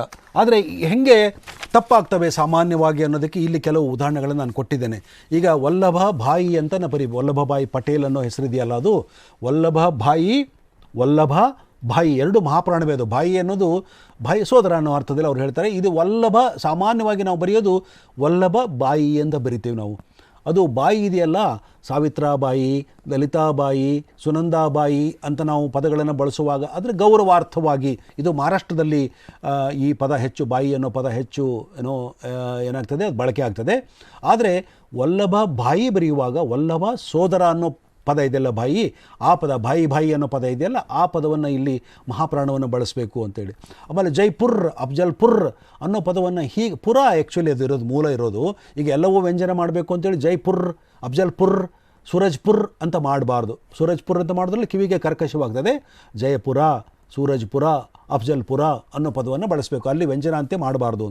ಇನ್ನೊಂದು ಕೆಳಗಡೆ ಭಾಳ ದೊಡ್ಡ ಇದು ಅಣುವಿಜ್ಞಾನಿ, ಇವರು ಹೋಮಿ ಬಾಬಾ. ಇವರು ಹೋಮಿ ಬಾಬಾ ಬೇರೆ, ಸಾಯಿ ಬಾಬಾ ಬೇರೆ. ಇವರು ಹೋಮಿ ಬಾಬಾ, ಎರಡೂ ಬಾಬಾ ಇದೆಯಲ್ಲ, ಎರಡು ಹೋಮಿ ಬಾಬಾ ಅವರು ಮಹಾಪ್ರಾಣ. ಅದು ಸಾಯಿ ಬಾಬಾನ ಹಂಗಂತೇಳಿ ಸಾಯಿ ಬಾಬಾ ಅಂತ ಮಾಡಬಾರ್ದು. ಸಾಯಿ ಬಾಬಾ ಅಲ್ಪಪ್ರಾಣ, ಹೋಮಿ ಬಾಬಾ ಮಹಾಪ್ರಾಣ. ಅದೇ ಥರ ಸಾರಾಬಾಯಿ ಅಲ್ಲ, ಅವರು ಸಾರಾಭಾಯಿ ಅವರು. ಅದೇ ಥರ ಸಾಯಿರಾ, ಆದರೆ ಹಂಗಂತೇಳಿ ಸಾಯಿರಾ ಬಾನುನ ಸಾಯಿರಾ ಭಾನು ಅಂತ ಬರೀಬಾರ್ದು, ಸಾಯಿರಾ ಬಾನು ಅಂತ ಬರಿಬೇಕು. ಬಾನು ಮುಷ್ತಾಕ್ ಅಂತ ಒಬ್ಬ ಲೇಖಕರಿದ್ದಾರೆ, ಅವರು ಭಾನು ಮುಷ್ತಾಕ್ ಅಲ್ಲ, ಅವರು ಬಾನು ಮುಷ್ತಾಕ್ ಅಂತ ಬರಿಬೇಕು ನಾವು. ಇನ್ನೊಂದು ಭಾಳ ಮೋಸ್ಟ್ ಕನ್ಫ್ಯೂಸ್ಡ್ 2 ನೇಮ್ಸ್ ಅಂದರೆ ಕರ್ನಾಟಕದಲ್ಲಿ ವೆಂಕಟಾಚಲ ಮತ್ತು ವೆಂಕಟಾಚಲಯ್ಯ ಅವರು. ವೆಂಕಟಾಚಲ ಅವರು ನಮ್ಮ ಲೋಕಾಯುಕ್ತರಾಗಿದ್ದರು ಅವರು. ಇನ್ನೊಬ್ಬರು ವೆಂಕಟಾಚಲಯ್ಯ ಅವರು ಸುಪ್ರೀಂ ಕೋರ್ಟಿನ ಮುಖ್ಯ ನ್ಯಾಯಮೂರ್ತಿಯಾಗಿ ರಿಟೈರ್ ಆದವರು. ಈ ವೆಂಕಟಾಚಲ ಅವರಿಗೆ ಒಂದು ಪ್ರಶಸ್ತಿ ಕೊಡುವ ಸಮಾರಂಭದಲ್ಲಿ ನಾನು ಪ್ರೇಕ್ಷಕನಾಗಿ ಭಾಗವಹಿಸಿದ್ದೆ. ಉದ್ದಕ್ಕೂ ಎಲ್ಲ ದೊಡ್ಡವರು ವೆಂಕಟಾಚಲಯ್ಯನವರಿಗೆ ಪ್ರಶಸ್ತಿ, ವೆಂಕಟಾಚಲಯ್ಯನವರಿಗೆ ಪ್ರಶಸ್ತಿ ಅಂತ ಮಾತನಾಡಿದ್ರೆ ಹೊರತಾಗಿ ವೇದಿಕೆ ಮೇಲೆ ವೆಂಕಟಾಚಲ ಅವ್ರನ್ನ ಕೂಡಿಸಿದ್ರು. ಅವರ ಹೆಸರಲ್ಲಿ ಒಂದು ಅಯ್ಯ ಇಲ್ಲ ಅನ್ನೋ ಕಾರಣಕ್ಕಾಗಿ ವೆಂಕಟಾಚಲನ ವೆಂಕಟಾಚಲಯ್ಯ ಅಂತ ಮಾಡಬಾರ್ದು. ಇಬ್ಬರದು ಕಮ್ಯುನಿಟಿ ಬೇರೆ ಬೇರೆ ಅನ್ನೋ ಕಾರಣಕ್ಕಾಗಿ ಅವ್ರ ಹೆಸರು ಬೇರೆ ಬೇರೆ ಆಗಿದೆ. ಸೊ ವೆಂಕಟಾಚಲ, ವೆಂಕಟಾಚಲಯ್ಯ ಅಂಥೇಳಿ. ಈಗ ಅದಕ್ಕಾಗಿ ನೀವು ವೆಂಕಟಾಚಲ ಅವರನ್ನು ಉದ್ದೇಶಿಸಿ ಹೇಳುವಾಗ ವೆಂಕಟಾಚಲ ಅಂತಲೇ ಹೇಳಬೇಕು, ವೆಂಕಟಾಚಲಯ್ಯನವರನ್ನು ಉದ್ದೇಶಿಸಿ ಹೇಳುವಾಗ ವೆಂಕಟಾಚಲಯ್ಯ ಅಂತ ಹೇಳಬೇಕು. ವೆಂಕಟಾಚಲ ಕೂಡ, ಯಾರು ಲೋಕಾಯುಕ್ತರಾಗಿದ್ದ ವೆಂಕಟಾಚಲ ಕೂಡ ಸುಪ್ರೀಂ ಕೋರ್ಟಿನ ಒಬ್ಬ ನ್ಯಾಯಮೂರ್ತಿಯಾಗಿದ್ದರು. ವೆಂಕಟಾಚಲಯ್ಯನವರು ಸುಪ್ರೀಂ ಕೋರ್ಟಿನ ಮುಖ್ಯ ನ್ಯಾಯಮೂರ್ತಿಗಳಾಗಿದ್ದರು ಅವರು. ಸೊ ಸುಪ್ರೀಂ ಕೋರ್ಟಿನ ಮುಖ್ಯ ನ್ಯಾಯಮೂರ್ತಿಗಳಾದ ವೆಂಕಟಾಚಲ ಅಂತ ಬರೆಯೋದು ತಪ್ಪು, ಅಥವಾ ಲೋಕಾಯುಕ್ತರಾಗಿದ್ದ ವೆಂಕಟಾಚಲಯ್ಯ ಅಂತ ಬರೆಯೋದು ತಪ್ಪು. ಇವರಿಬ್ಬರು ಬೇರೆ ಬೇರೆ ಹುದ್ದೆಗಳಲ್ಲಿದ್ದರು. ಹಾಗಾಗಿ ಅವರ ಹೆಸರುಗಳನ್ನು ಬಳಸುವಾಗ ನಾವು ಬಹಳ ಯೋಚನೆ ಮಾಡಿ, ಏನೋ ಒಂದು ಅಯ್ಯ ಅಂತ ಹಚ್ಚಿಬಿಡ್ತೀವಿ, ಏನು ದೊಡ್ಡ ತೊಂದರೆ ಇಲ್ಲ ಅಂತ ಹಚ್ಚಲೂಬಾರ್ದು, ತೆಗಿಲೂಬಾರ್ದು ಅಂತ. ಈಗ ವೆಂಕಟಾಚಲ ಶಾಸ್ತ್ರಿಗಳು ಬಹಳ ದೊಡ್ಡ ಕನ್ನಡದ ಸಂಶೋಧಕರು, ವಿದ್ವಾಂಸರು. ಈಗಲೂ ಅವರು ಮೈಸೂರಲ್ಲಿದ್ದಾರೆ. ಕನ್ನಡದ 4-5 ಜನ ವಿದ್ವಾಂಸರಲ್ಲಿ ಅವರ ಹೆಸರು ವೆಂಕಟಾಚಲ ಶಾಸ್ತ್ರಿ, ಅವರು ಒಬ್ಬರಾಗಿದ್ದಾರೆ. ಆದರೆ ಅವರ ಹೆಸರನ್ನು ನೋಡಿ ಎಷ್ಟು ಮುಖ್ಯ ಅಂತ ಅನ್ನೋದಕ್ಕಾಗಿ ಈ ಪದವನ್ನು ನಾನು ಇಲ್ಲಿ ತೆಗೆದುಕೊಂಡಿದ್ದೇನೆ. ಅವರು ವೆಂಕಟಾಚಲ ಶಾಸ್ತ್ರಿ ಅಂತ ದೀರ್ಘ ಬರೀತಾರೆ. ಅವರು ಬರೀ ಶಾಸ್ತ್ರಿ ಅಲ್ಲ ಅಷ್ಟೇ, ಅವರು ಶಾಸ್ತ್ರಿ ಅಂತ ಬರೀತಾರೆ. ಅವ್ರ ಹೆಸರನ್ನು ನೀವು ಬರೀ ಶಾಸ್ತ್ರಿ ಅಂತ ಬರೆದ್ರೆ ಇಲ್ಲ, ನೀವು ದೀರ್ಘ ಹಾಕಬೇಕು ಅಂತ ಅವ್ರು ಹೇಳ್ತಾರೆ. Because it is his name. ಇದನ್ನು ಬದಲಾವಣೆ ಮಾಡೋದಕ್ಕೆ ನಮಗೆ ಯಾವ ಅಧಿಕಾರವೂ ಇಲ್ಲ. ಈ ಮುಂದ್ಗಡೆಗೆ ಶಂಭಾ ಜೋಶಿ ಅಂತಿದೆ. ಇವರು ಕೂಡ ಕನ್ನಡದ ಬಹಳ ದೊಡ್ಡ ವಿದ್ವಾಂಸರಾಗಿದ್ದವರು. ಅವರ ಹೆಸರು ಬರೆಯುವಾಗ ಇವ್ರ ಹೆಸರು ಏನು ಗೊತ್ತಾ, ಇವ್ರ ಹೆಸರು ಶಂಕರ ಬಾಳ ಜೋಶಿ ಅಂತ. ಇದು ನಾವು ಬರೆಯುವಾಗ ಏನು ಮಾಡ್ತೀವಿ, ಶಂಭಾ ಜೋಶಿ ಅಂತ ಮಾಡ್ತೀವಿ. ಅವ್ರ ಹೆಸರು, ಅವ್ರ ತಂದೆ ಹೆಸರು ಬಾಳ ಅಲ್ಲ, ಬಾಳ ಜೋಶಿ ಅಂತೇಳಿ. ಅದು ಬಾಳ ಅನ್ನೋದು ಬಹುಶಃ ಬಾಲಚಂದ್ರ ಅನ್ನೋದ್ರ ಮೂಲಕ ಬಂದಿರ್ಬೋದು ಅಂತ ಕಾಣ್ತದೆ. ಅವರ ಹೆಸರು, ತಂದೆ ಹೆಸರು ಬಾಳ ಇತ್ತು, ಅದಕ್ಕೆ ನಾವು ಬಾಳ ಅಂತ ಕರಿಬೇಕು. ಈ ಮಕ್ಕಳಿಗೆ ಬಾಳ ಅಂತಲೂ ಉತ್ತರ ಕರ್ನಾಟಕದಲ್ಲಿ ಕರೀತಾರೆ. ಸೊ ಇದಕ್ಕೆ ಶಂಭಾ ಜೋಶಿ ಅಂತ ಬರೀಬೇಕು. ಶಂಭಾ ಜೋಶಿ ತಪ್ಪು ರೂಪ. ಇನ್ನೊಬ್ಬರು ಕನ್ನಡದ ಸಂಸ್ಕೃತಿ ಇಲಾಖೆಯ ಡೈರೆಕ್ಟರ್ ಆಗಿದ್ದರು, ಅವರು ನಿರ್ದೇಶಕರಾಗಿದ್ದರು, ವಾರ್ತಾ ಇಲಾಖೆಯ ನಿರ್ದೇಶಕರಾಗಿದ್ದರು. ಅವರ ಹೆಸರು ಜಯಚಾಮರಾಜೆ ಅರಸ್. ಅವರ ಹೆಸರು ಜಯಚಾಮರಾಜೆ ಅರಸ್ ಅಂತ ಅವರ ಹೆಸರು. ಅವರ ಹೆಸರು ಜಯರಾಮರಾಜ ಅಥವಾ ಜಯಚಾಮರಾಜ ಅಂತ ಬರೆಯೋದು ತಪ್ಪು. ಅವರ ಹೆಸರು ಜಯರಾಮರಾಜೆ ಅರಸ್ ಅಂತ ಬರೆಯೋದೇ ಕರೆಕ್ಟು. ಜಯಚಾಮರಾಜರು ಬೇರೆ ಇದ್ದರು, ಜಯರಾಮರಾಜನವರು ಯಾರು ಬೇರೆಯವರು. ಅವರ ತಂದೆ ತಾಯಿಯವರಿಗೆ ಇಟ್ಟ ಹೆಸರು ಜಯರಾಮರಾಜೆ ಅರಸು, ಹಾಗೇನೆ ಬರೀಬೇಕು ನಾವು. ಇನ್ನೊಂದು ಶ್ರೀಕಾಂತ್ ಕೃಷ್ಣಮಾಚಾರಿ ಅನ್ನೋದು ಭಾಳ ಫೇಮಸ್ ಕ್ರಿಕೆಟರು. ಅವರು ಶ್ರೀಕಾಂತ ಕೃಷ್ಣಮಾಚಾರಿ ಅನ್ನೋದ್ರ ಶ್ರೀಕಂಠ, ಸ್ಪೆಲ್ಲಿಂಗಲ್ಲಿ KANTH ಅಂತ ಇರುತ್ತಲ್ವಾ, ಅದನ್ನು ಶ್ರೀಕಂಠ ಅಂತ ಬರೆಯೋದು ತಪ್ಪು. ಶ್ರೀಕಾಂತ, ಇದೆಲ್ಲ ತಪ್ಪಾಗಿ ಬಳಕೆಯಾದ ಉದಾಹರಣೆಗಳನ್ನು ನಾನು ನಿಮಗೆ ಇಲ್ಲಿ ಹೇಳ್ತಿರೋದು. ಅದಕ್ಕೆ ಶ್ರೀಕಾಂತ ಕೃಷ್ಣಮಾಚಾರಿ ಹೆಸರನ್ನು ಶ್ರೀಕಂಠ ಕೃಷ್ಣಮಾಚಾರಿ ಅಂತ ಬರೆಯೋದು ತಪ್ಪು. ಈಗ ಸೇಠ್ಜಿಗಳ ಹೆಸರು ಕೇಸರಿ ಮಲ್ಲ ಅಂತ ಇರ್ತದೆ, ಕೇಸರಿ ಮಾಲ್ ಅಂತ ಬರೀಬಾರ್ದು. ಉತ್ತಮ ಚಂದ್ ಅಂತ ಇರ್ತದೆ, ಉತ್ತಮ ಚಾಂದ್ ಅಂತ ಬರೀಬಾರ್ದು. ಸೊ ಹೀಗೆ ಏನು ಈ ಕೆಳಗಡೆಗೆ ನಾನು ನಿಮಗೆ ಯಾವ ಥರ ಈ ಸರ್ವನಾಮಗಳ ಬಳಕೆ ಆಗಬೇಕು, ಬರೀ ಹೆಸರುಗಳನ್ನು ಬರೀಬಾರ್ದು ಅನ್ನೋದಕ್ಕೆ ಒಂದು ಉದಾಹರಣೆಗಳನ್ನು ಕೊಡ್ತೇನೆ. ಈಗ VN ಸುಬ್ರಾವ್ ಅಂತೇಳಿ ಭಾಳ ದೊಡ್ಡ ಪತ್ರಕರ್ತರಿದ್ದರು, ಕರ್ನಾಟಕ ಮಾಧ್ಯಮ ಅಕಾಡೆಮಿ ಅಧ್ಯಕ್ಷರಾಗಿದ್ದರು. ಅವ್ರ ಹೆಸರನ್ನು NV ಸುಬ್ರಾವ್ ಅಂತ ಬರೆದು ಬಿಡಬಾರ್ದು. VN ಸುಬ್ರಾವ್ ಹೆಸರು VN ಸುಬ್ರಾವ್ನೇ. ಈಗ ಜಯಶೀಲರಾವ್ ಹೆಸರನ್ನು SV ಜಯಶೀಲರಾವ್ ಅನ್ನೋದು ಅವ್ರು ಇನಿಷಿಯಲ್ ಆಗಿತ್ತು, VS ಜಯಶೀಲರಾವ್ ಅಂತ ಬರೀಬಾರ್ದು. ಅದಕ್ಕೆ ಅದು ಭಾಳ ಮುಖ್ಯ. ಸೊ ಹೀಗೆ ಇನ್ನೊಂದು ಏನಂದರೆ, ಈಗ ಯಾವ್ಯಾವ ಹೆಸರುಗಳಿಗೆ ಆವರಣ ಚಿಹ್ನೆ ಕೊಡಬೇಕು ಅನ್ನೋದನ್ನು ನಾನು ನಿಮಗೆ ಉದಾಹರಣೆ ಕೊಡ್ತೇನೆ. ಮತ್ತು ಹೇಗೆ ಹೆಸರುಗಳು ತಪ್ಪಾಗಿ ಬಳಕೆಯಾಗಿ ಅನ್ನೋದಕ್ಕೂ ಕೂಡ ಕೆಲವು ಕ್ಲಿಪ್ಪಿಂಗ್ಸನ್ನು ನಿಮ್ಗೆ ತೋರಿಸ್ತೇನೆ ನಾನೀಗ. ಇಲ್ಲಿ ಇವರು ಮನಗೂಳಿ ಅನ್ನೋದು ವಿಜಾಪುರ ಜಿಲ್ಲೆಯ ಸಿಂದಗಿ ತಾಲೂಕಿನ ಒಬ್ಬ ಮಂತ್ರಿ, ಮಾಜಿ ಮಂತ್ರಿಯ ಅವರ ಹೆಸರು MC ಮನುಗೂಳಿ ಆಗಿತ್ತು ಅವ್ರ ಹೆಸರು. ಈ ಪತ್ರಿಕೆಯಲ್ಲಿ ಮನಗೊಳಿ ಅಂತ ಬರೆದಿದ್ದಾರೆ. ಮನಗೊಳಿ ಅಂತ ಬರೆದ್ರೆ ಅವ್ರ ಹೆಸರು ಮನಗೊಳಿ ಅಲ್ಲ. ಈಗ ಒಬ್ಬ ಮಂತ್ರಿಯ ಮಗನ ಹೆಸರನ್ನೇ ಇಲ್ಲಿ ಏನಾಗಿದೆ ಅಂದರೆ MC ಮನಗೊಳಿ ಅಂತಲೇ ತಪ್ಪಾಗಿ ಬರೆದಿದ್ದಾರೆ. ಆ್ಯಕ್ಚುಲಿ ಒಬ್ಬ ಮಂತ್ರಿಯ ಹೆಸರನ್ನೇ ನಾವು ತಪ್ಪಾಗಿ ಬರೆದಿದ್ದೀವಿ ಇಲ್ಲಿ. ಸೊ ಮಂತ್ರಿಯ ಹೆಸರನ್ನೇ ನಾವು ತಪ್ಪಾಗಿ ಬರಿಬೋದಾದರೆ ಸಾಮಾನ್ಯ ಜನರ ಪಾಡೇನು ಹಾಗಾದರೆ? ಈಗ ಏನು ಅನಿಸುತ್ತೆ ಅಂದರೆ, ಇದು ದಕ್ಷಿಣ ಕರ್ನಾಟಕದ ಪತ್ರಿಕೆ ಆಗಿತ್ತು ಅಂತ ಇಟ್ಕೊಳ್ಳಿ. ಅವ್ರಿಗೇನು ಅನಿಸುತ್ತೆ, ನಮ್ಮ ಹೆಸರನ್ನು ಇವರು ಸರಿಯಾಗಿ ಬರೆಯಲ್ಲ ರೀ ಇವರು ಉತ್ತರ ಕರ್ನಾಟಕದ ಅವರ ಹೆಸರನ್ನು ಅಂಥೇಳಿ ನಿಮ್ಮ ಬಗೆಗೆ ಅಂದರೆ ದಕ್ಷಿಣ ಕರ್ನಾಟಕದ ಒಂದು ಪತ್ರಿಕೆಯ ಬಗೆಗೆ ಆ ಭಾಗದ ಜನರಿಗೆ ಒಂದು ಬಗೆಯ ತಾತ್ಸಾರ ಭಾವನೆ ಬರೀತದೆ. ಆಮೇಲೆ ಇನ್ನೊಂದು, ನನ್ನ ಹೆಸರು ಮನಗೂಳಿ ಅಂತಿರುವಾಗ ನೀವು ಮನಗೊಳಿ ಅಂತ ಬರೆದ್ರೆ ಹೇಗೆ? ನನಗೇನು ಅನ್ನಿಸ್ತದೆ, ಯೋಚನೆ ಮಾಡಿ ನೀವೇ. ನಿಮ್ಮ ಹೆಸರನ್ನು ತಪ್ಪಾಗಿ ಬರೆದ್ರೆ ನೀವು ಸರಿ ಹೋಗ್ತದೆ, ನಿಮಗೆ ಕರೆಕ್ಟ್ ಅನ್ನಿಸ್ತದ ನಿಮಗೆ? ಇಲ್ಲಿ ನೋಡಿ ಪಕ್ಕದಲ್ಲಿ ಇದು ದತ್ತಾತ್ರೇಯ ಹೊಸಬಾಳೆ ಅಂತ ಬರೆದಿದ್ದಾರೆ ಇವರು. ಇದು ದತ್ತಾತ್ರೇಯ ಹೊಸಬಾಳೆಯವರು ಅವ್ರ ಹೆಸರು. ಆ್ಯಕ್ಚುಲಿ ಇದು ದತ್ತಾತ್ರೇಯ ಹೊಸಬಾಳೆಯವರು ಈಗ RSSನಲ್ಲಿ ಹೆಚ್ಚು ಕಡಿಮೆ ನಂಬರ್ 2 ಪೊಸಿಷನ್ನಲ್ಲಿದ್ದಾರೆ. ಅವರೀಗ ನಂಬರ್ 1 ಪೊಸಿಷನ್ಗೂ ಹೋಗ್ಬೋದು. ಅಂದರೆ ಹೀ ಸಚ್ ಎ ನೋನ್ ಮ್ಯಾನ್. ಈಗ ದತ್ತಾತ್ರೇಯ ಹೊಸಬಳೆ ಅಂತ ನಾವು ಬರೆದ್ರೆ ಅವ್ರಿಗೇನು ಅನಿಸ್ತದೆ, ಈ ನೋಡಿ ಇವರಿಗೆ ಈ ಪೇಪರ್ನವ್ರಿಗೆ ನನ್ನ ಹೆಸರು ಕೂಡ ಸರಿಯಾಗಿ ಬರೆಯೋಕ್ಕೆ ಬರಲ್ಲ, ಅವ್ರ ಹೆಸರು ದತ್ತಾತ್ರೇಯ ಹೊಸಬಾಳೆ ಹಾಗೆ ಬರಿಬೇಕು. ಇಲ್ಲಿ ನೋಡಿ ಜೋನಾಥನ್ ಅಂತ ಕೆಳಗೆ ಬರೆದಿದ್ದಾರೆ. ಜೊನಾಥನ್ ಅವ್ರದ್ದು ಆ್ಯಕ್ಚುಲಿ ಬರೋದು. ಇಲ್ಲಿ HE ದತ್ತಾತ್ರೇಯ, ಇಲ್ಲಿ ನೋಡಿ ಮೇಲ್ಗಡೆಗೆ ದತ್ತಾತ್ರೇಯ ಅಂತ ಬರೆದ್ರು, ಇಲ್ಲಿ ದತ್ತಾತ್ರೇಯ HG ದತ್ತಾತ್ರೇಯ ಅಂತ ಬರೆದ್ರು. ದತ್ತಾತ್ರೇಯ ಅಂತಾದರೂ ಬರೀಬೇಕು ಅಥವಾ ದತ್ತಾತ್ರೇಯ ಅಂತ ಬರೀಬೇಕಾದ್ರೆ ಮೊದಲನೇ ದತ್ತಾತ್ರೇಯ ಸರಿ, ಎರಡನೇ ದತ್ತಾತ್ರೇಯ ತಪ್ಪು, ಇಲ್ಲಿ ಹೊಸಬಳೆ ತಪ್ಪು, ಜೋನಾಥನ್ ತಪ್ಪು. ಇಲ್ಲಿ ವಿದ್ಯಾಭವನದ ಕಿಂಚ ಇದೆಯಲ್ಲ, ಅದು ಕಿಂಚ ಸಭಾಂಗಣ. ಅದು ಕಿಂಚ ಅನ್ನೋದು ಒಬ್ಬರ ಹೆಸರು, ಅದಕ್ಕಾಗಿ ಅದು ಕಿಂಚ ಅನ್ನೋದನ್ನು ಅವ್ರಿಗೆ ಆ ಸಭಾಂಗಣಕ್ಕೆ ಹೆಸರಿಟ್ಟಿದ್ದಾರೆ. ಅವರು ದುಡ್ಡು ಕೊಟ್ಟಿದ್ದರಿಂದ ಅದಕ್ಕೆ ಆ ಹೆಸರನ್ನು ಇಟ್ಟಿದ್ದಾರೆ, ಕಿಂಚ ಅಂತ ಮಾಡಬೇಕು. ಇಲ್ಲಿ ಕನ್ನಡತಿಗೆ ಆಕ್ಸ್ಫರ್ಡ್ ಅನ್ಯಾಯ ಅನ್ನೋದರಲ್ಲಿ ಇದು ರಶ್ಮಿ ಸಾಮಂತ್ ಅನ್ನೋ ಒಬ್ಬ ಹೆಸರನ್ನು, ಹುಡುಗಿ ಹೆಸರನ್ನು ಬರೆದಿದ್ದಾರೆ. ಇಲ್ಲಿ ಒಂದು ಕಡೆಗೆ ಸಾಮಂತ್ ಅಂತ ಬರೀತಾರೆ, ಒಂದು ಕಡೆ ಸಾವಂತ್ ಅಂತ ಬರೀತಾರೆ. ನೀವು ನೋಡಿ ಅಲ್ಲಿ ಮಾರ್ಕ್ ಮಾಡಿ ನಾನು ಜೊತೆ ಮಾಡಿ ತೋರಿಸಿದ್ದೀನಿ. 1ನೇ ಪ್ಯಾರಾದಲ್ಲಿರುವ ಸಾಮಂತ್ಗೂ ಇದು ಕೆಳಗಡೆಗೆ ಆ ಹುಡುಗಿಯ ಚಿತ್ರದ ಪಕ್ಕದಲ್ಲಿರುವ ಹೆಸರಿಗೂ ಸಾವಂತ್ ಅಂತ ಆಗಿದೆ. ಅದು ಒಂದೇ ಕಾಪಿಯಲ್ಲಿ ಒಬ್ಬ ವ್ಯಕ್ತಿಯ ಹೆಸರನ್ನು ಈ ಥರ ಭಿನ್ನ ಭಿನ್ನವಾಗಿ ಬರೆಯಲಾಗಿದೆ ಅಂಥೇಳಿ. ಇದು ನೋಡಿ ಇಲ್ಲಿ ಅವರಿಗೆ ಸಂಗೇಮೇಶ ಬಾದವಾಡಿಗೆ ಅಂತ ಬರ್ತಾರೆ. ಅವ್ರ ಹೆಸರು ಸಂಗಮೇಶ. ಅವ್ರಿಗೇನು ಅನಿಸ್ತದೆ, ಸಂಗೇಮೇಶ ಅಂತ ಬರೆದ್ರೆ ಏನು ಅನಿಸ್ತದೆ? ಅವ್ರು ಬೈದಾಗ ಅನಿಸಲ್ವ ಅವ್ರಿಗೆ? ಅವರು ಕನ್ನಡ ಸಾಹಿತ್ಯ ಪರಿಷತ್ತಿನ ಚುನಾವಣೆಗೆ ಅವರು ಸ್ಪರ್ಧಿಯಾಗಿದ್ದಾರೆ. ಅವ್ರ ಹೆಸರು ನಮಗೆ ಸರಿಯಾಗಿ ಬರಲ್ಲ ಅಂಥೇಳಿ. ನಿಮಗೆ ವಲ್ಲಭ ಬಾಯಿ ಉದಾಹರಣೆ ಹೇಳಿದ್ನಲ್ಲ, ನಾನೀಗ ನೋಡಿ ತಪ್ಪಾಗಿ ಬಳಸಿದ ಉದಾಹರಣೆ ಇದು.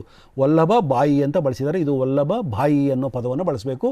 ಆವಾಗಲೇ ವಲ್ಲಭ ಬಾಯಿ. ಅವರು ಈ ದೇಶದ ಬಹಳ ದೊಡ್ಡ ನಾಯಕರಾಗಿದ್ದವರು, ಸ್ವಾತಂತ್ರ್ಯ ಹೋರಾಟಗಾರರಾಗಿದ್ದರು, ದೇಶದ ಗೃಹ ಸಚಿವರಾಗಿದ್ದವರು, ಕರ್ನಾಟಕದ ಏಕೀಕರಣದ ರೂವಾರಿಯಾಗಿದ್ದವರು, ಅವರು ಉಕ್ಕಿನ ಮನುಷ್ಯ ಅಂತ ಹೆಸರಾಗಿದ್ದವರು. ಅಂಥವ್ರ ಹೆಸರನ್ನೇ ನಾವು ಸರಿಯಾಗಿ ಬರೆಯುವಂಥ ತಿಳುವಳಿಕೆ ನಮಗಿಲ್ಲ ಅನ್ನೋ ಕಾರಣಕ್ಕಾಗಿ ಈ ಉದಾಹರಣೆಯನ್ನು ಕೊಡ್ತಾ ಇದ್ದೀನಿ. ಇಲ್ಲಿ ನೋಡಿ ಈ ಮೇಲ್ಗಡೆಗೆ ನ್ಯಾಯಮೂರ್ತಿ BA ಪಾಟೀಲ್ ಅಲ್ವಾ ಇರೋದು ಹೆಡ್ಡಿಂಗ್ದಲ್ಲಿ, ನೇತೃತ್ವದ ಆಯೋಗ ನೇಮಕ ಅಂಥೇಳಿ. ಬಾಡಿಯಲ್ಲಿ ನೋಡಿ ನ್ಯಾಯಮೂರ್ತಿ AB ಪಾಟೀಲ್ ಅಂತ ಬರೆದಿದ್ದಾರೆ. ಹಾಗಾದರೆ ಇವರು BA ಪಾಟೀಲ್ AB ಪಾಟೀಲ್ ಇವರು? ಇಲ್ಲಿ ಎರಡು ತಪ್ಪಾಗ್ತದೆ ನಮಗೆ. ಒಂದು, ಅವರ ಹೆಸರನ್ನು ತಪ್ಪಾಗಿ ಬರೆದಂಗಾಯಿತು. BA ಪಾಟೀಲ್ ಅಂದರೆ ಈಗ ಮೊದಲ ಹೆಸರು B stands for his name, A stands for his father's name. ಇಲ್ಲಿ ಕಾಪಿಯಲ್ಲಿ ಅವರ ಹೆಸರು ಅದರ ಬದಲಾಗಿ ಹೋಯಿತು. ಅಪ್ಪನ ಹೆಸರು ಮಗನಿಗೆ, ಮಗನ ಹೆಸರು ಅಪ್ಪನಿಗೆ ಬಂತು. ಒಂದೇ ಕಾಪಿಯಲ್ಲಿ ಅಂದರೆ ತಾನು ಬರೆದ ಕಾಪಿಯಲ್ಲಿ ಒಬ್ಬ ವ್ಯಕ್ತಿಯ, ಬಹಳ ದೊಡ್ಡ ವ್ಯಕ್ತಿಯ, ಇವರು BA ಪಾಟೀಲರು ಹೈಕೋರ್ಟಿನ ನ್ಯಾಯಮೂರ್ತಿ ಆಗಿದ್ದರು. ಅವರು ಈಗ ಯಾವುದೋ ಒಂದು ವಿಚಾರಣದ ಆಯೋಗದ ಅಧ್ಯಕ್ಷರಾಗ್ತಾ ಇದ್ದಾರೆ. ಅವ್ರ ಹೆಸರನ್ನೇ ನಾವು ಒಂದೇ ಕಾಪಿಯಲ್ಲಿ ಹೋಗಲಿ, ಇವತ್ತು BA ಪಾಟೀಲ್ ಅಂತ ಬರೆದು ನಾಳೆ AB ಪಾಟೀಲ್ ಅಂತ ಬರೆದ್ರೆ ಏನಾದರೂ ಕನ್ಫ್ಯೂಷನ್ ಆಗಿರ್ಬೋದು ಅಂತ ಹೇಳಿ ಅಂದ್ಕೊಂಡು ಸಮಾಧಾನ ಮಾಡ್ಬೋದು ನಾವು. ಆದರೆ ಒಂದೇ ಕಾಪಿಯಲ್ಲಿ ಒಂದು ಕಡೆಗೆ AB ಪಾಟೀಲ, ಒಂದು ಕಡೆಗೆ BA ಪಾಟೀಲ ಅಂತ ಬರೆದಿದ್ದಾರೆ. ಅವಾಗ ಹೇಳಿದ್ನಲ್ಲ ನಾನು ಮೊದಲು ಹೇಳಿದಾಗ ಸೂರಜ್ಪುರ್ ಅಂತ ಬರೀಬಾರ್ದು, ಸೂರಜ್ಪುರ ಅಂತ ಬರಿಬೇಕು ಅಂತ ಹೇಳಿ. ಇಲ್ಲಿ ಹೈಕೋರ್ಟ್ ನ್ಯಾಯಮೂರ್ತಿಯವರ ಹೆಸರನ್ನು ಹೇಳುವಾಗಲೇ ಒಂದು ಉದಾಹರಣೆಯನ್ನು ನಾನು ನಿಮಗೆ, ಜ್ವಲಂತವಾದ ಉದಾಹರಣೆಯನ್ನು ನಾನು ನಿಮಗೆ ಕೊಡಬೇಕು. ಅದು ಇವರು H ಬಿಲ್ಲಪ್ಪ ಅಂತ ಹೇಳಿ ಒಬ್ಬರು ಚಿತ್ರದುರ್ಗ ಜಿಲ್ಲೆಯವರೊಬ್ಬರು ಹೈಕೋರ್ಟ್ ನ್ಯಾಯಮೂರ್ತಿ ಆಗಿದ್ದರು. ಅವರ ಹೆಸರನ್ನು ಪತ್ರಿಕೆಯಲ್ಲಿ ಯಾವಾಗಲೂ H ಬಿಳ್ಳಪ್ಪ ಅಂತ ಬರಿತಾ ಇದ್ದರು. ಅವರ ತಂದೆ, ಅವರು ನೋಡಿ ಅವ್ರಿಗೆ ಪಾಪ ಎಷ್ಟು ಒಬ್ಬ ಬಡ ವ್ಯಕ್ತಿ ಮನುಷ್ಯ ಅಂತಂದರೆ ಅವ್ರ ಹೆಸರು H ಹನುಮಪ್ಪ ಅಂತ ಹೇಳಿ ಅವರು ಆ ಪತ್ರಿಕೆಗೆ ಪತ್ರವನ್ನೇ ಬರೆದರು. ಏನಂತ ಬರೆದಿದ್ರು ಅವರು? ಮಾನ್ಯ ಸಂಪಾದಕರ ಸನ್ನಿಧಾನಕ್ಕೆ ಹೊಸದುರ್ಗ ತಾಲೂಕಿನ ಮತ್ತೋಡಿಲ ಹೋಬಳಿ ಅರೆಹಳ್ಳಿ ಗ್ರಾಮದ ವಾಸಿ BK ಹನುಮಪ್ಪ ಇವರು ಮಾಡುವ ಕೃತಜ್ಞತಾಪೂರ್ವಕ ವಂದನೆಗಳು. ಅದಾಗಿ ನಾವು ಹಿಂದಿನ ತಿಂಗಳಿಂದ ನನ್ನ ಮಗ H ಬಿಲ್ಲಪ್ಪ, ಹೈಕೋರ್ಟ್ ಜಸ್ಟಿಸ್ ಇವರ ಹೆಸರು ಈ ಪೇಪರ್ನಲ್ಲಿ H ಬಿಳ್ಳಪ್ಪ ಎಂಬುದಾಗಿ ಪ್ರಕಟವಾಗುತ್ತಿದೆ. ಸಣ್ಣ ವ್ಯತ್ಯಾಸ, ಒಂದು ಬಿಲ್ಲಪ್ಪ ಅನ್ನೋದನ್ನು ಬಿಳ್ಳಪ್ಪ ಅಂತ ಇವರು ಬರಿತಾ ಇದ್ದಾರೆ. ಸೊ ಇದಕ್ಕೆ ಆದರೆ ನಾನು ನಿಮಗೆ ಮನವಿ ಮಾಡ್ತೀನಿ, ಆ ನ್ಯಾಯಮೂರ್ತಿಯ ತಂದೆಯಾಗಿ ನೀವು ಎಚ್ ಬಿಲ್ಲಪ್ಪ ಎಂಬುದಾಗಿ ಪ್ರಕಟಣೆ ಮಾಡಬೇಕೆಂದು ಟಪಾಲು ಬರೆದಿದ್ದೆವು. ನೀವು ಆದರೂ ಕೂಡ ತಿದ್ದುಕೊಂಡಿಲ್ಲ, ಮತ್ತೆ ಬಿಳ್ಳಪ್ಪ ಅಂತಲೇ ಬರಿತಾ ಇದ್ದೀರಿ. ಅದಕ್ಕಾಗಿ ಜನರಿಗೆ ಬಿಳ್ಳಪ್ಪ ಎಂದರೆ ಕನ್ಫ್ಯೂಸು ಆಗಿ ಬೇರೆಯವರು ಇರಬೇಕೆಂದು ಅನಿಸ್ತದೆ. ಅದಕ್ಕಾಗಿ ನೀವೇನು ಮಾಡಿ ಅವರ ಹೆಸರನ್ನು ಎಚ್ ಬಿಲ್ಲಪ್ಪ ಎಂದೇ ಬರಿಬೇಕು ಅಂತ ಹೇಳಿ ಅವರ ತಂದೆಯೇ ಆ ಪತ್ರಿಕೆಗೆ ಪತ್ರ ಬರೀತಾರೆ. ಯಾಕೆ ನೋಡಿ, ನಾನು ಆರಂಭದಲ್ಲೇ ಏನು ಹೇಳಿದೆ, ನನಗೆ ಇಟ್ಟ ಹೆಸರನ್ನು ನಮ್ಮ ತಂದೆ ತಾಯಿ ಇಟ್ಟ ಹೆಸರದು. ಒಂದು, ನನ್ನ ಹೆಸರು ಬಿಲ್ಲಪ್ಪ ಆಗಿದ್ದರೆ ನೀವು ಬಿಳ್ಳಪ್ಪ ಅಂತ ಬರೀಬಾರ್ದು, ಬಿಳ್ಳಪ್ಪ ಆಗಿದ್ದರೆ ಬಿಲ್ಲಪ್ಪ ಅಂತ ಬರೀಬಾರ್ದು. ನೀವು ಎಲ್ಲೆಲ್ಲೇ ನೋಡಿಕೊಂಡು ನೀವು ತೀರ್ಮಾನ ಮಾಡಬಾರ್ದು. ನೀವೇನು ಮಾಡಬೇಕು, ಅಕಸ್ಮಾತಾಗಿ ನಿಮಗೇನಾದರೂ ಅನುಮಾನ ಇದ್ದರೆ ಹೈಕೋರ್ಟ್ ಕರೆಸ್ಪಾಂಡೆಂಟ್ ಅಂತ ಇರ್ತಾರೆ, ನೀವು ಹೋಗಿ ಕೇಳಿ ಅವರಿಗೆ, ಸರ್ ತಮ್ಮ ಹೆಸರನ್ನು ನಾವು ಹೇಗೆ ಬರೀಬೇಕು ಅಂಥೇಳಿ. ಒಬ್ಬರು ಕಬ್ಬಿಣ ಅಂತ ಹೇಳಿ ಒಬ್ಬರು ಜಸ್ಟಿಸ್ ಇದ್ದರು, ಅವ್ರ ಹೆಸರನ್ನು ಕಬ್ಬಿನ್ ಅಂತ ಬರಿತಾಯಿದ್ರು. ಇವರೇನು ಕಬ್ಬನ್ ಪಾರ್ಕ್ ಇದ್ದ ಹಾಗೆ ಇವ್ರ ಹೆಸರು ಕಬ್ಬಿನ್ ಅಂತ ಬರಿತಾಯಿದ್ರು. ಅವ್ರ ಹೆಸರು ಕಬ್ಬಿಣ. ಬೆಳಗಾವಿ ಜಿಲ್ಲೆಯಲ್ಲಿ ಸವದತ್ತಿ ತಾಲೂಕಿನಲ್ಲಿ ಕಬ್ಬಿಣ ಅಂತ ದೊಡ್ಡ ಮನೆತನ ಇದ್ದಾವೆ, ತುಂಬ ಮನೆತನ ಇದ್ದಾವೆ. ಅದು ದೊಡ್ಡ ಮನೆತನವಾದರೂ ಇರಲಿ, ಚಿಕ್ಕ ಮನೆತನ ಇರಲಿ, ನಾವು ಕಬ್ಬಿಣ ಅನ್ನೋ ಹೆಸರನ್ನು ಕಬ್ಬಿನ್ ಅಂತ ಬರೆಯೋದಕ್ಕೆ ನಮಗೆ ಯಾವ ಅಧಿಕಾರವೂ ಇಲ್ಲ. ನನಗೆ ಅನುಮಾನ ಬಂತಾ, ಸರಿ ನೀವು ಹೋಗಿ ಅವ್ರ ಹತ್ರ ಹೋಗಿ, ಸರ್ ತಮ್ಮ ಹೆಸರನ್ನು ಹೇಗೆ ಬರೀಬೇಕು ನಾವು ಅಂತ ಕೇಳಿದರೆ ಅವರು ಖಂಡಿತವಾಗಿ ಭಾಳ ಸಂತೋಷದಿಂದ ಅವ್ರು ಹೇಳ್ತಾರೆ. ಇಲ್ದಿದ್ರೆ ಅವರ ತಂದೆ ಇದ್ದವರು ಈ ಥರ ಒಂದು ಪತ್ರ ಬರೆದು ಕನ್ಫ್ಯೂಸು ಆಗುತ್ತೆ, ನೀವು ನಮ್ಮ ಹೆಸರನ್ನು ಸರಿಯಾಗಿ ಬರೀರಿ, ನಮ್ಮ ಮಗನ ಹೆಸರನ್ನು, ಇದು ತಪ್ಪಾಗಿ ಇದಕ್ಕೆ ನೀವು ಅವಕಾಶ ಕೊಡಬೇಡಿ ಅಂತ ಅವರು ಏನು ಮಾಡ್ತಾರೆ, ನಿಮಗೆ ಮನವಿ ಮಾಡ್ತಾರೆ.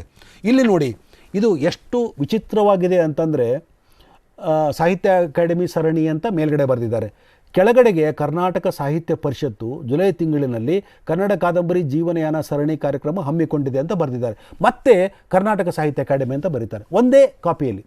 ಇದು ಒಂದು ಸಂಸ್ಥೆ ಹೆಸರು ಬರೆಯೋದು ರೀತಿ ಇದು.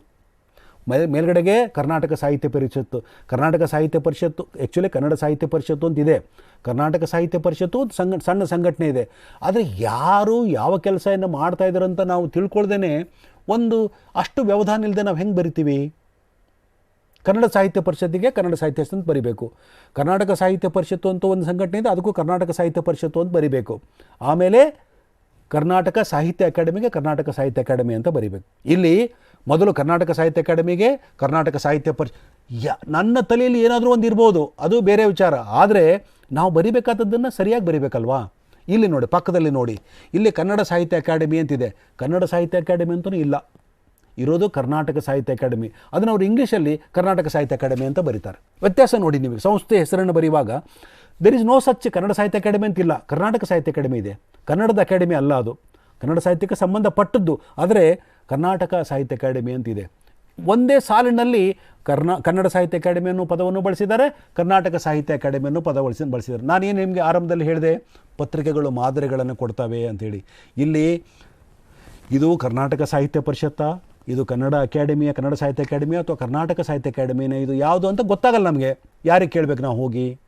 ಇಲ್ಲಿ ಮೇಲ್ಗಡೆಗೆ ಬಲಬದಿಯ ಕ್ಲಿಪ್ಪಿಂಗಲ್ಲಿ ಕನ್ನಡ ಸಾಹಿತ್ಯ ಅಕಾಡೆಮಿ ಅಂತೂ ಇದೆ, ಕರ್ನಾಟಕ ಸಾಹಿತ್ಯ ಅಕಾಡೆಮಿ ಅನ್ನೋ ಪದವೂ ಇದೆ. ಅದು ವಾಸ್ತವದಲ್ಲಿ ಕರ್ನಾಟಕ ಸಾಹಿತ್ಯ ಅಕಾಡೆಮಿ ಅಂತ.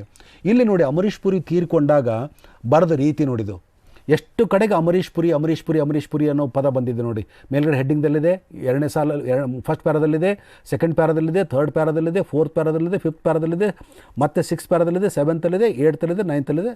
ಪುರಿ ಅಮರೀಶ್ ಪುರಿ ಹೀಗೂ ಬರೀಬಾರ್ದು. ಕನ್ನಡದಲ್ಲಿ ಸರ್ವನಾಮಗಳು ಅಂತಿದ್ದಾವೆ. ಒಂದು ಕಡೆಗೆ ಅಮರೀಶ್ ಪುರಿ ಅಂತ ಬರೋದು, ಇನ್ನೊಂದು ಕಡೆಗೆ ಅವರು ಅಂತ ಬರೋದು, ಇನ್ನೊಂದು ಕಡೆಗೆ ಪುರಿ ಅಂತ ಬರೋದು, ಇನ್ನೊಂದು ಕಡೆಗೆ ಅಮರೀಶ್ ಅಂತ ಬರೋದು. ಆವಾಗ ಕಾಪಿ ಚೆನ್ನಾಗಿರ್ತದೆ. ಈಗ ಏನಾಗ್ತದೆ ಅಂದರೆ, ಎಷ್ಟು ಸಾರಿ ಅಮರೀಶ್ ಪುರಿ ಅಂತ ಬರೆದಿದ್ದಾರಪ್ಪ ಇವರು ಮಾರಾಯ ಅಂತ ಅಂದ್ಕೊಳ್ಳುವಂಗೆ ಏನಾಗ್ತದೆ, ಓದುಗರಿಗೆ ಹಿಂಸೆ ಆಗ್ತದೆ ಅಂಥೇಳಿ. ಇಲ್ಲಿ ಇನ್ನೊಂದು ನಾವು ಪತ್ರಿಕೆಗಳು ಅನುಸರಿಸಬೇಕಾದ ಒಂದು ವಿಧಾನ ಏನು ಅಂದರೆ, ಇದು ಸಾರಾ ಮಹೇಶ್ ಅನ್ನೋದು ಹೆಸರನ್ನು ಇಲ್ಲಿ 3 ಸಾರಿ ಬರೆದಿದ್ದಾರೆ ಇವರೀಗ. ಸಾರಾ ಮಹೇಶ್ ಅನ್ನೋರು ಒಬ್ಬರು ಶಾಸಕ. ಒಂದು ಸಾರಿ ಸಾರಾ ಮಹೇಶ ಅಂತ ಬರಿಬೇಕಾದದ್ದು ಕರೆಕ್ಟಾಗಿದೆ, ಅವರು JDS ಶಾಸಕ ಅಂತ ಬರಿಬೇಕು, ಅವರು ಯಾವ ಕ್ಷೇತ್ರದ ಶಾಸಕ ಅಂತ ಬರಿಬೇಕು. ಮತ್ತೆ ಬರೆಯುವಾಗ ಪ್ರತಿ ಸಾರಿನೂ ಸಾರಾ ಮಹೇಶ್ ಅಂತ ಬರಿಬಾರ್ದು. ಸೊ ಮಹೇಶ್ ಅಂತ ಬರೆದ್ರೆ ಸಾಕು. ಅದೇ ಥರ ಈಗ ಮುಖ್ಯಮಂತ್ರಿ BS ಯಡಿಯೂರಪ್ಪ ಇದ್ದಾರೆ, ಪ್ರತಿ ಕಡೆ ಸರಿನೂ BS ಯಡಿಯೂರಪ್ಪ ಅಂತ ಬರಿಬಾರ್ದು. ಪ್ರತಿ ಸಾರಿನೂ ಈ ಥರ ವಿರೋಧ ಪಕ್ಷದ ನಾಯಕ ಸಿದ್ದರಾಮಯ್ಯ ಅಂತ ಬರಿಬಾರ್ದು. ಅದು ಪುನರಾವರ್ತನೆ ಆಗ್ತದೆ ಮತ್ತು ಇಟ್ ಆಲ್ಸೋ ಕನ್ಸ್ಯೂಮ್ಸ್ ಸ್ಪೇಸ್ ಅಂತ. ನೀವೀಗ ಸಾರಾ ಅನ್ನೋ ಜಾಗದಲ್ಲಿ ಈಗ ಒಂದು 3 ಕಡೆ ಸಾರಾ ಅನ್ನೋ ತೆಗೆದು ಹಾಕಿದರೆ ನಿಮ್ಗೆ ಅಷ್ಟರ ಮಟ್ಟಿಗೆ ಜಾಗ ಪತ್ರಿಕೆಯಲ್ಲಿ ಉಳಿತದೆ, ಅದು ಪುನರಾವರ್ತನೆಯನ್ನು ತಪ್ಪಿಸ್ತದೆ ಅದು ಅಂಥೇಳಿ. ಇಲ್ಲಿ 2 ಕ್ಲಿಪ್ಪಿಂಗ್ಸ್ ಇದ್ದಾವೆ. ಒಂದು ಅಲ್ಲಿ ಸಾಹಿತ್ಯ ಅಕಾಡೆಮಿಯನ್ನು ತಪ್ಪಾಗಿ ಬಳಸಿದ ಹಾಗೆ, ಇಲ್ಲಿ ಕೂಡ ಯೋಜನಾ ಆಯೋಗದ ಉಪಾಧ್ಯಕ್ಷನಾಗಿ ಯೋಜನೆ ಕೊಟ್ಟೆ ಅಂತ ಹೇಳಿ CM ಇಬ್ರಾಹಿಂ ಅವರು ಹೇಳಿದ ಒಂದು ಉದಾಹರಣೆ ನಾನು ಇಲ್ಲಿ ಕೊಟ್ಟಿದ್ದೀನಿ. ರಾಜ್ಯದಲ್ಲಿ ಇರೋದು ಯೋಜನಾ ಆಯೋಗ ಅಲ್ಲ, ರಾಜ್ಯದಲ್ಲಿರೋದು ಯೋಜನಾ ಪ್ಲ್ಯಾನಿಂಗ್ ಬೋರ್ಡ್ ಅಂತ ಇದೆ, ಅದು ಯೋಜನಾ ಮಂಡಳಿ. ಕರ್ನಾಟಕಕ್ಕೆ ಹೋಲಿಸಿ ಕರ್ನಾಟಕಕ್ಕೆ ಅನ್ವಯಿಸಿ ಬರೆಯುವಾಗ ನಾವು ಏನು ಮಾಡಬೇಕು, ಕರ್ನಾಟಕ ಯೋಜನಾ ಮಂಡಳಿ ಅನ್ನೋ ಪದವನ್ನು ಬಳಸಬೇಕು, ಯಾಕಂದರೆ ಅದು ಪ್ಲ್ಯಾನಿಂಗ್ ಬೋರ್ಡ್ ಇರೋದ್ರಿಂದ. ಆಮೇಲೆ ನೀವು ಕೇಂದ್ರಕ್ಕೆ ಹೋದಾಗ ಅಲ್ಲಿ ಯೋಜನಾ ಆಯೋಗ ಅಂತಿತ್ತು, ಹಿಂದೆ ಇತ್ತು, ಈಗ ಅದು ಏನಾಗಿದೆ, ನೀತಿ ಆಯೋಗ ಅಂತ ಬದಲಾಗಿದೆ, ನೀತಿ ಆಯೋಗ ಅಂತಲೇ ಬರೀಬೇಕು. ಇಲ್ಲಿ ಇನ್ನೊಂದು ಒಬ್ಬ ವ್ಯಕ್ತಿ ಹೆಸರನ್ನು ಬರೆದಿದ್ದಾರೆ, ರಾಜು ಪತ್ತರ್ ಅಂತ ಬರೆದಿದ್ದಾರೆ. ಇಲ್ಲಿ ಅವರ ಹೆಸರು ರಾಜು ಪತ್ತರ್ ಅಲ್ಲ, ರಾಜು ಪತ್ತಾರ ಅಂತ ಬರೀಬೇಕು. ರಾಜು ಪತ್ತಾರ ಪೂರ್ಣಾಕ್ಷರ ಬರೆದ್ರೆ ಇನ್ನೂ ಒಳ್ಳೆಯದು. ಈ ಭಾಗದಲ್ಲಿ ಹಾಗೆ ರಾಜು ಪತ್ತಾರ ಅನ್ನೋ ಪದವನ್ನು ಬಳಸ್ತಾರೆ. ಇಲ್ಲಿ ಪತ್ತರ್ ಅಂದರೆ ಅದು ಪತ್ತರ್ ಅಂತ ಕಲ್ಲು ಬರೆದಂಗೆ ಒಂಥರ ಅವರ ಹೆಸರನ್ನೇ ಇಲ್ಲಿ ಬಳಕೆಯಾಗಿದೆ. ಇದು ಅಗೇನ್ ಏನಾಗುತ್ತೆ ಅಂದರೆ ಆ ಪತ್ರಿಕೆಯ ಬಗೆಗೆ ಆ ಭಾಗದ ಜನರ ಒಂದು ಅಭಿಪ್ರಾಯವನ್ನು ಕೆಡಿಸುವಂಥ ಪದಗಳಿವು ಅನ್ನೋದು ನಾವು ಯಾವಾಗಲೂ ಗಮನದಲ್ಲಿಟ್ಕೋಬೇಕು ಅಂತ ಹೇಳಿ. ಇನ್ನೊಂದು, ಸಾಮಾನ್ಯವಾಗಿ ಈ ಪದಗಳು ತಪ್ಪಾಗದೇ ಜಾಸ್ತಿ ಅನ್ನೋದಕ್ಕೆ ಉದಾಹರಣೆಗೆ ಕೆಲವು ಪದಗಳನ್ನು ನಾನು ಕೊಡ್ತೇನೆ. ಇದು ಅಪರಾಧ ವರದಿಗಾರಿಕೆಗೆ ಸಂಬಂಧಪಟ್ಟಂಥ ಕೆಲವು ವಿಚಾರಗಳಿದ್ದಾವೆ. ಕಳವು, ದರೋಡೆ, ಡಕಾಯಿತಿ ಅನ್ನೋ ಪದಗಳನ್ನು ನಾನು ಮುಖ್ಯವಾಗಿ ಇಲ್ಲಿ ಪ್ರಸ್ತಾಪ ಮಾಡ್ತೇನೆ. ಕಳವು ಯಾವಾಗ ಬಳಸಬೇಕು, ದರೋಡೆ ಯಾವಾಗ ಬಳಸಬೇಕು, ಡಕಾಯಿತಿ ಯಾವಾಗ ಬಳಸಬೇಕು.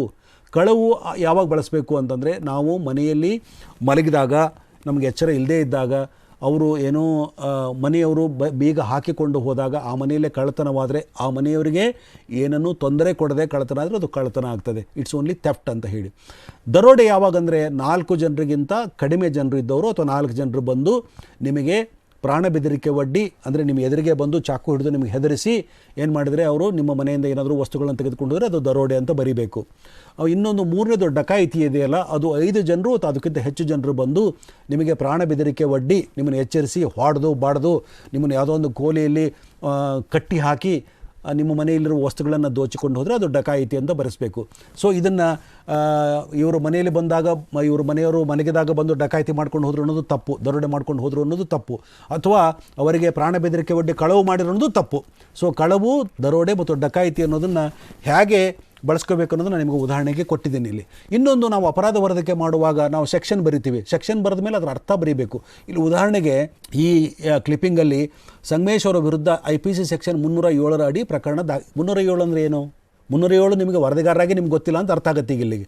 ಮತ್ತು ಅವ್ನ ಜನರಿಗೆ ಏನು ಗೊತ್ತಿರುತ್ತೆ, 307 ನನಗೆ 307 ಬರೀ ಸಂಖ್ಯೆ ಮಾತ್ರ. ಆದರೆ ಅಪರಾಧ ದಂಡ ಇದು ಏನೋ ಭಾರತೀಯ ದಂಡ ಸಂಹಿತೆಯಲ್ಲಿ 307 ಅರ್ಥ ಇದೆ. ಏನು ಅರ್ಥ ಇದೆ? 307 ಅಂದರೆ ಕೊಲೆ ಯತ್ನ, ಆವರಣದಲ್ಲಿ ಕೊಲೆ ಯತ್ನ. ಇದು ವರದಿಗಾರಿಕೆ ಶಿಸ್ತಿಗೆ ಸಂಬಂಧಪಟ್ಟದ್ದು ಹೌದು, ಭಾಷೆಗೆ ಸಂಬಂಧಪಟ್ಟದ್ದು ಹೌದು ಅನ್ನೋ ಕಾರಣಕ್ಕಾಗಿ ನಾನು ಇದನ್ನು ಪ್ರಸ್ತಾಪ ಮಾಡ್ತಾ ಇದ್ದೇನೆ. ಈ ಥರ ನೀವು ಭಾರತೀಯ ದಂಡ ಸಂಹಿತೆಯ ಪದಗಳನ್ನು ಏನು ಕಲಂಗಳನ್ನು ಬಳಸುವಾಗ ಅದರ ಆವರಣದಲ್ಲಿ ನೀವೇನು ಮಾಡಬೇಕು ಅಂದರೆ ಅದರ ಅರ್ಥ ಏನು ಅನ್ನೋದನ್ನು ಕೊಡಬೇಕು. ಇದೇ ಥರ ನಾವು ಸಮನ್ ಮತ್ತು ಸಮನ್ಸ್ ಅನ್ನೋದನ್ನು ಪದಗಳನ್ನು ನಾವು ಬಳಸ್ತೇವೆ. ಸಮನ್ ಮಾಡೋದು ಅಂದರೆ, ಸಮನ್ ಮಾಡೋದಂದ್ರೂ ಕರೆಯೋದು, ಸಮನ್ಸ್ ಮಾಡೋದಂದ್ರೂ ಕರೆಯೋದೇನೆ. ಅದರ ಸಮನ್ಸ್ ಯಾವಾಗ ಜಾರಿ ಮಾಡ್ತಾರೆ, ಸಮನ್ ಯಾವಾಗ ಜಾರಿ ಮಾಡ್ತಾರೆ? ಸಮನ್ ಅನ್ನೋ ಪದವನ್ನು ಯಾವಾಗಲೂ ನಾವು ಬಳಸ್ತೇವೆ ಅಂದರೆ, ಈಗ ಒಂದು ರಾಜಕೀಯ ವಿದ್ಯಮಾನ ಇರ್ತದೆ, ಒಂದು ಕಾಂಗ್ರೆಸ್ ಪಕ್ಷದ ನಾಯಕನನ್ನು ಹೈಕಮಾಂಡ್ನವರು ಕರಿಬೇಕಾಗಿರ್ತದೆ. ಅವ್ರೇನು ಮಾಡ್ತಾರೆ ಅಂದರೆ, ಅವರು ಇವ್ರ ನಾಯಕರನ್ನು ಸಮನ್ ಮಾಡ್ತಾರೆ ಅಂದರೆ ಬುಲಾವ್ ಮಾಡ್ತಾರೆ, ಕರೆಸ್ಕೊಳ್ತಾರೆ. ಆದರೆ ಅಪರಾಧ ಪ್ರಕರಣದಲ್ಲಿ ಯಾರಾದರೂ ಒಬ್ಬ ವ್ಯಕ್ತಿಯನ್ನು ವಿಚಾರಣೆ ಮಾಡಬೇಕಾಗಿದ್ರೆ ಅವರು ಸಮನ್ಸ್ ಜಾರಿ ಮಾಡ್ತಾರೆ. ಸಮನ್ಸ್ ಜಾರಿಯಾಗೋದು ನ್ಯಾಯಾಲಯದಿಂದ, ಸಮನ್ ಜಾರಿಯಾಗೋದು ಪಕ್ಷದ ರಾಜಕೀಯ ಮುಖಂಡರಿಂದ, ಅಥವಾ ಒಂದು ಆಫೀಸಲ್ಲಿ ಯಾರಾದರೂ ಒಬ್ಬರು ಸಮನ್ ಮಾಡಿ ವಿಚಾರಣೆ ಮಾಡ್ಬೋದು ಅನ್ನೋ ಥರ ಆ ಥರನೂ ಇರ್ಬೋದು. ಸಮನ್ ಬೇರೆ, ಬರೀ ಒಂದು ಸಣ್ಣ ವ್ಯತ್ಯಾಸ ಇದೆ. ಅದಕ್ಕೆ ಸಮನ್ ಮತ್ತು ಸಮನ್ಸ್ ಬೇರೆ. ಅದಕ್ಕೆ ಒಂದು ಉದಾಹರಣೆ ನಾನು ನಿಮಗೆ ಕೆಳಗೆ ಇಲ್ಲಿ ಕ್ಲಿಪ್ಪಿಂಗ್ಸ್ ಉದಾಹರಣೆಯನ್ನು ನಾನು ಕೊಡ್ತೇನೆ ನಿಮಗೆ. ನೋಡಿ ಇಲ್ಲಿ ವಿಚಾರಣೆಗೆ ಹಾಜರು ದೇಶ್ಮುಖ್ಗೆ ಸಮನ್ಸ್. ಇವರು ದೇಶ್ಮುಖ್ ಅವರು ಯಾವುದೋ ಒಂದು ಪ್ರಕರಣದಲ್ಲಿ ಸಿಗಾಕೊಂಡಿರೋದ್ರಿಂದ ಅವ್ರಿಗೆ ಏನು ಮಾಡಿದೆ, ಹೈಕೋರ್ಟು ಸಮನ್ಸ್ ಜಾರಿ ಮಾಡಿದೆ ಅವರಿಗೆ. ಅದಕ್ಕೆ ಅದು ಅಲ್ಲಿ ಸಮನ್ ಅಂತ ಬರೀಬಾರ್ದು, ಅಲ್ಲಿ ಸಮನ್ಸ್ ಅಂತ ಬರೀಬೇಕು. ಸೊ ರಾಜಕೀಯ ನಾಯಕರಿಗೆ ಡೆಲ್ಲಿಗೆ ಬಂದು ನೀವು ಹೈಕಮಾಂಡ್ ಜೊತೆ ಚರ್ಚೆ ಮಾಡಿ ಅನ್ನುವಾಗ ಏನು ಮಾಡ್ತಾರೆ, ಅವ್ರಿಗೆ ಸಮನ್ ಮಾಡ್ತಾರೆ ಅಂಥೇಳಿ. ಸೊ ಇಲ್ಲಿ ಸಾಕ್ಷಿ ಮತ್ತು ಸಾಕ್ಷ್ಯ ಅನ್ನೋ ಪದಗಳಿಗೆ ಏನೋ ವ್ಯತ್ಯಾಸವನ್ನು ಇಲ್ಲಿ ಕೆಳಗಡೆ ನಾನು ಉಲ್ಲೇಖ ಮಾಡಿದ್ದೀನಿ. ಇಲ್ಲಿ ಭ್ರಷ್ಟಾಚಾರಕ್ಕೆ ಬೇರೆ ಸಾಕ್ಷಿ ಬೇಕಾ ಅಂತ ಇಲ್ಲಿ ಕೇಳಿದ್ದಾರೆ ಇವರು. ಇಲ್ಲಿ ಸಾಕ್ಷಿ ಮತ್ತು ಸಾಕ್ಷ್ಯ ಅನ್ನೋ ಪದಗಳನ್ನು ನಾವು ಯಾವಾಗ ಬಳಸಬೇಕು ಅಂತಂದರೆ, ಈಗ ಒಂದು ನ್ಯಾಯಾಲಯದಲ್ಲಿ ಒಬ್ಬ ವ್ಯಕ್ತಿ ಬಂದು ಸಾಕ್ಷ್ಯ ಹೇಳ್ತಾನೆ, ಅವನು ಸಾಕ್ಷ್ಯ ಹೇಳುವವನು ಸಾಕ್ಷಿಯಾಗಿರ್ತಾನೆ. ಅವನು ಅಂದರೆ ಈಗ ಇಂಗ್ಲೀಷಲ್ಲಿ ಪದ ಹೇಳಬೇಕಾದ್ರೆ ವಿಟ್ನೆಸ್ ಅನ್ನೋ ಪದವನ್ನು ನಾವು ಬಳಸ್ತೇವೆ. ವಿಟ್ನೆಸ್ ಅಂದು ಯಾರು ಅಂದರೆ ಕಣ್ಣಾರೆ ಕಂಡವರು, ಆ ಪ್ರಕರಣವನ್ನು ನೋಡಿದವರು, ಅವರು ಸಾಕ್ಷಿ. ಅವರು ಹೇಳುವುದು ಸಾಕ್ಷ್ಯ, ಅದಕ್ಕೆ ಎವಿಡೆನ್ಸ್ ಅಂತ ಹೇಳ್ತಾರೆ. ಸೊ ನಾನು ನೋಡಿದವನಿಗೆ ಏನು ಹೇಳ್ತಾರೆ, ವಿಟ್ನೆಸ್ ಅಂತ ಹೇಳ್ತಾರೆ. ಅವನು ಹೇಳೋದಕ್ಕೆ ಸಾಕ್ಷ್ಯ ಅಂತ ಹೇಳ್ತಾರೆ. ಇದು ನಮಗೆ ಗೊತ್ತಿರಬೇಕು, ಈ ವ್ಯತ್ಯಾಸ ಗೊತ್ತಿರಬೇಕು. ಹೇಳುವವನಿಗೆ ಸಾಕ್ಷ್ಯ ಅಂತ ಬರೀಬಾರ್ದು, ಹೇಳಿದ್ದಕ್ಕೆ ಸಾಕ್ಷಿ ಅಂತ ಬರೀಬಾರ್ದು. ಸೊ ಸಾಕ್ಷಿ ಹೇಳುವುದು ಸಾಕ್ಷ್ಯ ಅಂತ ನಾವು ತಿಳ್ಕೋಬೇಕು. ಇಲ್ಲಿ ಒಂದು ಪದ ಬಳಕೆಯಾಗಿದೆ, ಲಾಭಕ್ಕಾಗಿ ಅವಳಿ ಕೊಲೆ ನಡೆದಿರುವ ಬಗ್ಗೆ ಮಾಹಿತಿ ಇದೆ ಅಂತ. ಏನು ಲಾಭಕ್ಕಾಗಿ ಇದುವರೆಗಿನ ತನಿಖೆಯಲ್ಲಿ ಲಾಭಕ್ಕಾಗಿ ಅವಳಿ ಕೊಲೆ ನಡೆದಿರುವ ಬಗ್ಗೆ ಮಾಹಿತಿ ಇದೆ ಅಂತ ಹೇಳಿ ಇಲ್ಲಿ ಅವರು ಯಾವ ಪದವನ್ನು ಬಳಸಿದ್ದಾರೆ ಅಂದರೆ this is murder for gain ಅಂತ. ಅನೇಕ ಕಾರಣಗಳಿಗಾಗಿ ಕೊಲೆ ಆಗ್ತದೆ. ಸಾಮಾನ್ಯವಾಗಿ ಕೊಲೆ ಆಗೋದು ಹೆಣ್ಣು ಹೊನ್ನು ಮಣ್ಣು ಅಂತ ನಾವು ಹೇಳ್ತೇವೆ. ಇಲ್ಲಿ ಏನಾಗಿದೆ ಅಂದರೆ ಅವರ ಮನೆಯಲ್ಲಿದ್ದ ವಸ್ತುವನ್ನು ತೆಗೆದುಕೊಂಡು ಹೋಗಬೇಕನ್ನೋ ಕಾಲಕ್ಕಾಗಿ ಇದು ಆಗಿರೋದ್ರಿಂದ ಇಂಗ್ಲೀಷಲ್ಲಿ ಮಾತಾಡುವಾಗ this is murder for gain ಅಂತ ಹೇಳ್ತಾರೆ. ಗೇನ್ ಅಂದ ತಕ್ಷಣ ನೀವು ಲಾಭಕ್ಕಾಗಿ ಅಂತ ನೀವು ಬರೀಬಾರ್ದು. ಒಡವೆಗಾಗಿ, ವಸ್ತುವಿಗಾಗಿ, ನಗದಿಗಾಗಿ ಇವರು ಏನು ಮಾಡಿದ್ದಾರೆ, ಈ ಕೊಲೆ ಆಗಿದೆ ಅಂತ ಹೇಳಿ ಬರಿಬೇಕೆ ಹೊರತಾಗಿ ಗೇನ್ ಅಂದ್ಕೂಡಲೇ ಲಾಭ, ಏನೋ ಲಾಸ್ ಅಂದ್ಕೂಡಲೇ ನಷ್ಟಕ್ಕಾಗಿ ಕೊಲೆ, ಲಾಭಕ್ಕಾಗಿ ಕೊಲೆ ಅಂತ ಬರೆಯೋದು ಕರೆಕ್ಟ್ ಆದದ್ದು ಅಲ್ಲ. ಒಂದು ಕೊಲೆ ಮಾಡೋದ್ರಿಂದ ಏನು ಲಾಭ ಆಗ್ತದೆ? ನಾನು ಏನನ್ನು ಗಳಿಸ್ತೇನೆ ನಾನೀಗ, ಅಥವಾ ಸೇಡನ್ನು ತೀರಿಸ್ಕೋತೇನೆ, ಒಂದು ನನ್ನ ಸಿಟ್ಟಿನ ಒಂದು ಭರದಲ್ಲಿ ಒಂದು ಕೊಲೆ ಆಗ್ಬೋದು. ಸೊ ಹೀಗಾಗಿ ಈ ಥರ ಬಳಸುವಾಗ ಪದಗಳನ್ನು ಬಳಸುವಾಗ ಮರ್ಡರ್ ಫಾರ್ ಗೇನ್ ಅಂದರೆ ನಾವು ಗೇನ್ ಅಂದ್ಕೂಡಲೇ ಲಾಭ ಅನ್ನೋ ಪದವನ್ನು ಬಳಸೋ ಬದಲು ಯಾಕೆ ಈ ಥರ ಕೊಡಲಾಗ್ಬೋದು ಅಂದರೆ ಆ ಮನೆಯಲ್ಲಿ ನೋಡಿ, ಇಲ್ಲಿ ಮೊದಲ ಮಹಡಿಯ ಕೋಣೆಯಲ್ಲಿ ನಿದ್ರೆ ಮಾಡುತ್ತಿದ್ದ ಮಮತಾ ಅವರನ್ನು ಕೊಂದು ಪರಾರಾಗಿದ್ದಾರೆ. ಮನೆಯಲ್ಲಿ 60 ಗ್ರಾಂ ಚಿನ್ನ, 10,000 15,000 ಸಾವಿರ ನಗದು, ಲ್ಯಾಪ್ಟಾಪ್, ಆ್ಯಪಲ್ ಮೊಬೈಲು ಕಳವಾಗಿದೆ ಎಂದು ದೂರಿನಲ್ಲಿ ಹೇಳಲಾಗಿದೆ. ಇದು ಗೇನ್ ಅವನಿಗಿರೋದು. ಇದನ್ನು ಅವನು ಏನು ಕೊಲೆ ಮಾಡಿದ ವ್ಯಕ್ತಿ ತೆಗೆದುಕೊಂಡು ಹೋಗಿದ್ದಾನೆ. ಸೊ ಹಾಗಾಗಿ ಇದು ಮರ್ಡರ್ ಫಾರ್ ಗೇನ್ ಅಂತ ಬರ್ತದೆ ಅಂತ ಹೇಳಿ, ಅದಕ್ಕಾಗಿ ಅವನು ಈ ಎಲ್ಲ ವಸ್ತುಗಳನ್ನು ದೋಚುವುದಕ್ಕಾಗಿ ಅವನು ಕೊಲೆ ಮಾಡಿದ್ದಾನೆ, ತೆಗೆದುಕೊಂಡು ಹೋಗೋದಕ್ಕಾಗಿ ಅವನು ಕೊಲೆ ಮಾಡಿದ್ದಾನೆ ಅನ್ನೋ ಪದವನ್ನು ನಾವು ಬಳಸಬೇಕು. ಇದು ಸಾಮಾನ್ಯವಾಗಿ ಬಂಧಿ ಅನ್ನೋ ಪದ ಇದೆಯಲ್ಲ, ಇದು ಸಾಮಾನ್ಯವಾಗಿ ಆಗುವ ತಪ್ಪು. ಇದು ಯಾಕೆ ಹೀಗೆ ಬಳಕೆ ಆಗ್ತದೆ ಅಂದರೆ ಬಂಧನ ಅನ್ನೋದರಿಂದಾಗಿ ಬಂಧಿ ಅನ್ನೋ ಪದ ಬಳಕೆಗೆ ಬಂದಿರ್ಬೋದು ಅಂತ ನನಗನ್ನಿಸ್ತದೆ. ಆದರೆ ಇದು ಬಂಧಿ ಅಲ್ಲ, ಇದು ಬಂದಿ. ಇದು ಪಾಕ್ನಲ್ಲಿ ಬಂದಿಯಾಗಿದ್ದ ಯುವಕ ವಾಪಸ್ಸು. ಬಂದಿ ಹೆಂಗೆ ಬರುತ್ತೆ ಪದ ಅಂದರೆ ಇದು ಆ್ಯಕ್ಚುಲಿ ಕನ್ನಡ ಪದ ಅಲ್ಲ, ಇದು ಬಂದ್ ಅಂತಿದೆಯಲ್ಲ, ನಾವು ಬಂದ್ ಮಾಡ್ತೀವಿ ಅಂತ ಹೇಳೋದು, ಬಂದ್ ಮಾಡ್ತೀವಿ ಅಂತ ಹೇಳಲ್ಲ, ಬಂದ್ ಮಾಡ್ತೀವಿ ಅಂತ ಹೇಳಲ್ಲ, ಬಂದ್ ಮಾಡ್ತೀವಿ ಅಂತ ಹೇಳ್ತೀವಿ. ಉದಾಹರಣೆಗೆ ನಾಕಾ ಬಂದಿ ಅಂತ ಹೇಳ್ತೇವೆ, ಅಥವಾ ಬಂದಿ ಖಾನೆ ಅಲ್ಲ, ಬಂದಿ ಖಾನೆ ಅಂತ ಹೇಳ್ತೇವೆ. ಹಮ್ ತುಮ್ ಏಕ್ ಕಮರೆ ಮೇ ಬಂದ್ ಹೈ ಅಂತ ಹೇಳ್ತೇವೆ ನಾವು. ನೀವು ಕೇಳಿರಬೇಕು ಒಂದು ಹಾಡನ್ನು, ಯಾವ ಹಾಡೋದು, ಬಾಬಿ ಸಿನಿಮಾದ ಹಾಡೋದು. ಹಮ್ ತುಮ್ ಏಕ್ ಕಮರೆ ಮೇ ಬಂದ್ ಹೈ ಅಲ್ಲ. ಸೊ ಅದೇನದು, ಅದಕ್ಕಾಗಿ ಇದು ಪಾಕ್ನಲ್ಲಿ ಬಂದಿಯಾಗಿದ್ದ ಅನ್ನೋ ಪದವ ಕರೆಕ್ಟಾಗಿ ಏನು ಮಾಡಬೇಕು, ನಾವು ಬಳಸಬೇಕು ಅಂಥೇಳಿ. ಇಲ್ಲಿ ಸಂಚಾರ ಪೊಲೀಸು ಅನ್ನೋದಕ್ಕೆ ಕೆಳಗಡೆ ಕೆಲವೊಂದು ಉದಾಹರಣೆಗಳನ್ನ ನಾನು ನಿಮ್ಗೆ ಕೊಡ್ತೇನೆ. ಇದು ಟ್ರಾಫಿಕ್ ಪೊಲೀಸಿಗೆ ಸಂಚಾರಿ ಪೊಲೀಸ್ ಅಲ್ಲ, ಅವರು ಸಂಚಾರ ಪೊಲೀಸು. ಸಂಚಾರ ಅಂದರೆ ಜನರು ವಾಹನಗಳಲ್ಲಿ ಅಡ್ಡಾಡುವಾಗ ಮಾಡುವ ತಪ್ಪುಗಳನ್ನು ಕಂಡು ಹಿಡಿದು ಅವರಿಗೆ ಶಿಕ್ಷೆ ವಿಧಿಸುವ ಕೆಲಸ ಇದೆಯಲ್ಲ, ಅದು ಸಂಚಾರ ಪೊಲೀಸರದು. ಸಂಚಾರಿ ಪೊಲೀಸರದ್ದು ಅಲ್ಲ ಆ ಕೆಲಸ. ಅದು ಅವರು ಸಂಚಾರಿ ಪೊಲೀಸ್ ಅಂತ ಇರೋದೇ ಇಲ್ಲ. ಪೊಲೀಸರು ಅಡ್ಡಾಡ್ತಾ ಇರ್ಬೋದು, ಅವರು ಇಲ್ಲಿ ಏನಾಗಿದೆ ಅಂದರೆ ಸಂಚಾರ ನಿಯಮ ಉಲ್ಲಂಘನೆ ಮಾಡಿದ ಉಲ್ಲಂಘನೆ ದಂಡ ವಸೂಲಿಗಿಡಿದ ಪೊಲೀಸರು ಇದೆಯಲ್ಲ, ಇಲ್ಲಿ ಪರಿಗಣಿಸಿರುವ ಸಂಚಾರ ಪೊಲೀಸರು ಅಥವಾ ಟ್ರಾಫಿಕ್ ಪೊಲೀಸರು ಅಂತ ಬಳಸ್ಬೋದು. ಸಂಚಾರಿ ಅನ್ನೋದು ನಿಮಗೆ ಅನುಮಾನವಾದರೆ ನೋಡಿ, ಏಕಮುಖದ ಸಂಚಾರ ನಿಯಮ ಉಲ್ಲಂಘನೆಯ, ಇದು ಸಂಚಾರಿ ನಿಯಮ ಅಂತಲೂ ಬರಿಬೋದಲ್ವ ನಾವು, ಯಾಕೆ ಬರೆಯಲ್ಲ? ಹಾಗಾದರೆ ಟ್ರಾಫಿಕ್ ರೂಲ್ಸು ವೈಲೇಷನ್ ಮಾಡಿದ್ರನ್ನ ಟ್ರಾಫಿಕ್ ಪೊಲೀಸ್ ಹಿಡಿತಾರೆ. ಆ ಟ್ರಾಫಿಕ್ ನಿಯಮಗಳಿಗೆ ಸಂಚಾರ ನಿಯಮ ಅಂತ ಬರೀದಾದರೆ ಪೊಲೀಸರಿಗೆ ಸಂಚಾರಿ ಪೊಲೀಸರಂತ ಯಾಕೆ ಬರಿತೀವಿ ನಾವು? ಅವರು ಕೂಡ ಸಂಚಾರ ಪೊಲೀಸರೇ ಅಂತ ಬರಿಬೇಕು. ಇನ್ನೊಂದು ಭಾಳ ಮುಖ್ಯವಾದ ಪತ್ರಿಕೆಯಲ್ಲಿ ಇದು ಚಿತ್ರ ಶೀರ್ಷಿಕೆ ಅನ್ನೋದು ಭಾಳ ಮುಖ್ಯವಾದಂಥ ಒಂದು ಸಂಗತಿ. ಅದು ಅನೇಕ ಚಿತ್ರಗಳನ್ನು ನಾವು ಪತ್ರಿಕೆಯಲ್ಲಿ ನಾವು ಬಳಸ್ತೇವೆ, ಆದರೆ ಏನು ಮಾಡ್ತೇವೆ ನಾವು, ಅದರ ಶೀರ್ಷಿಕೆಯನ್ನು ಕೊಡುವಾಗ ಬಹಳಷ್ಟು ಸಮಸ್ಯೆಯನ್ನು ನಾವು ಮಾಡ್ಕೋತೇವೆ ಅನ್ನೋದಕ್ಕೆ ಇಲ್ಲಿ ಕೆಲವು ಉದಾಹರಣೆಗಳನ್ನು ನಾನು ಕೊಡ್ತಾ ಇದ್ದೀನಿ. ಇಲ್ಲಿ 2 ಚಿತ್ರಗಳನ್ನು ಬಳಸಿದ್ದೇನೆ ನಾನು. ಇವು 2 ಬೇರೆ ಬೇರೆ ಪತ್ರಿಕೆಯ ಚಿತ್ರಗಳಾಗಿದ್ದಾವೆ ಇದಕ್ಕೆ.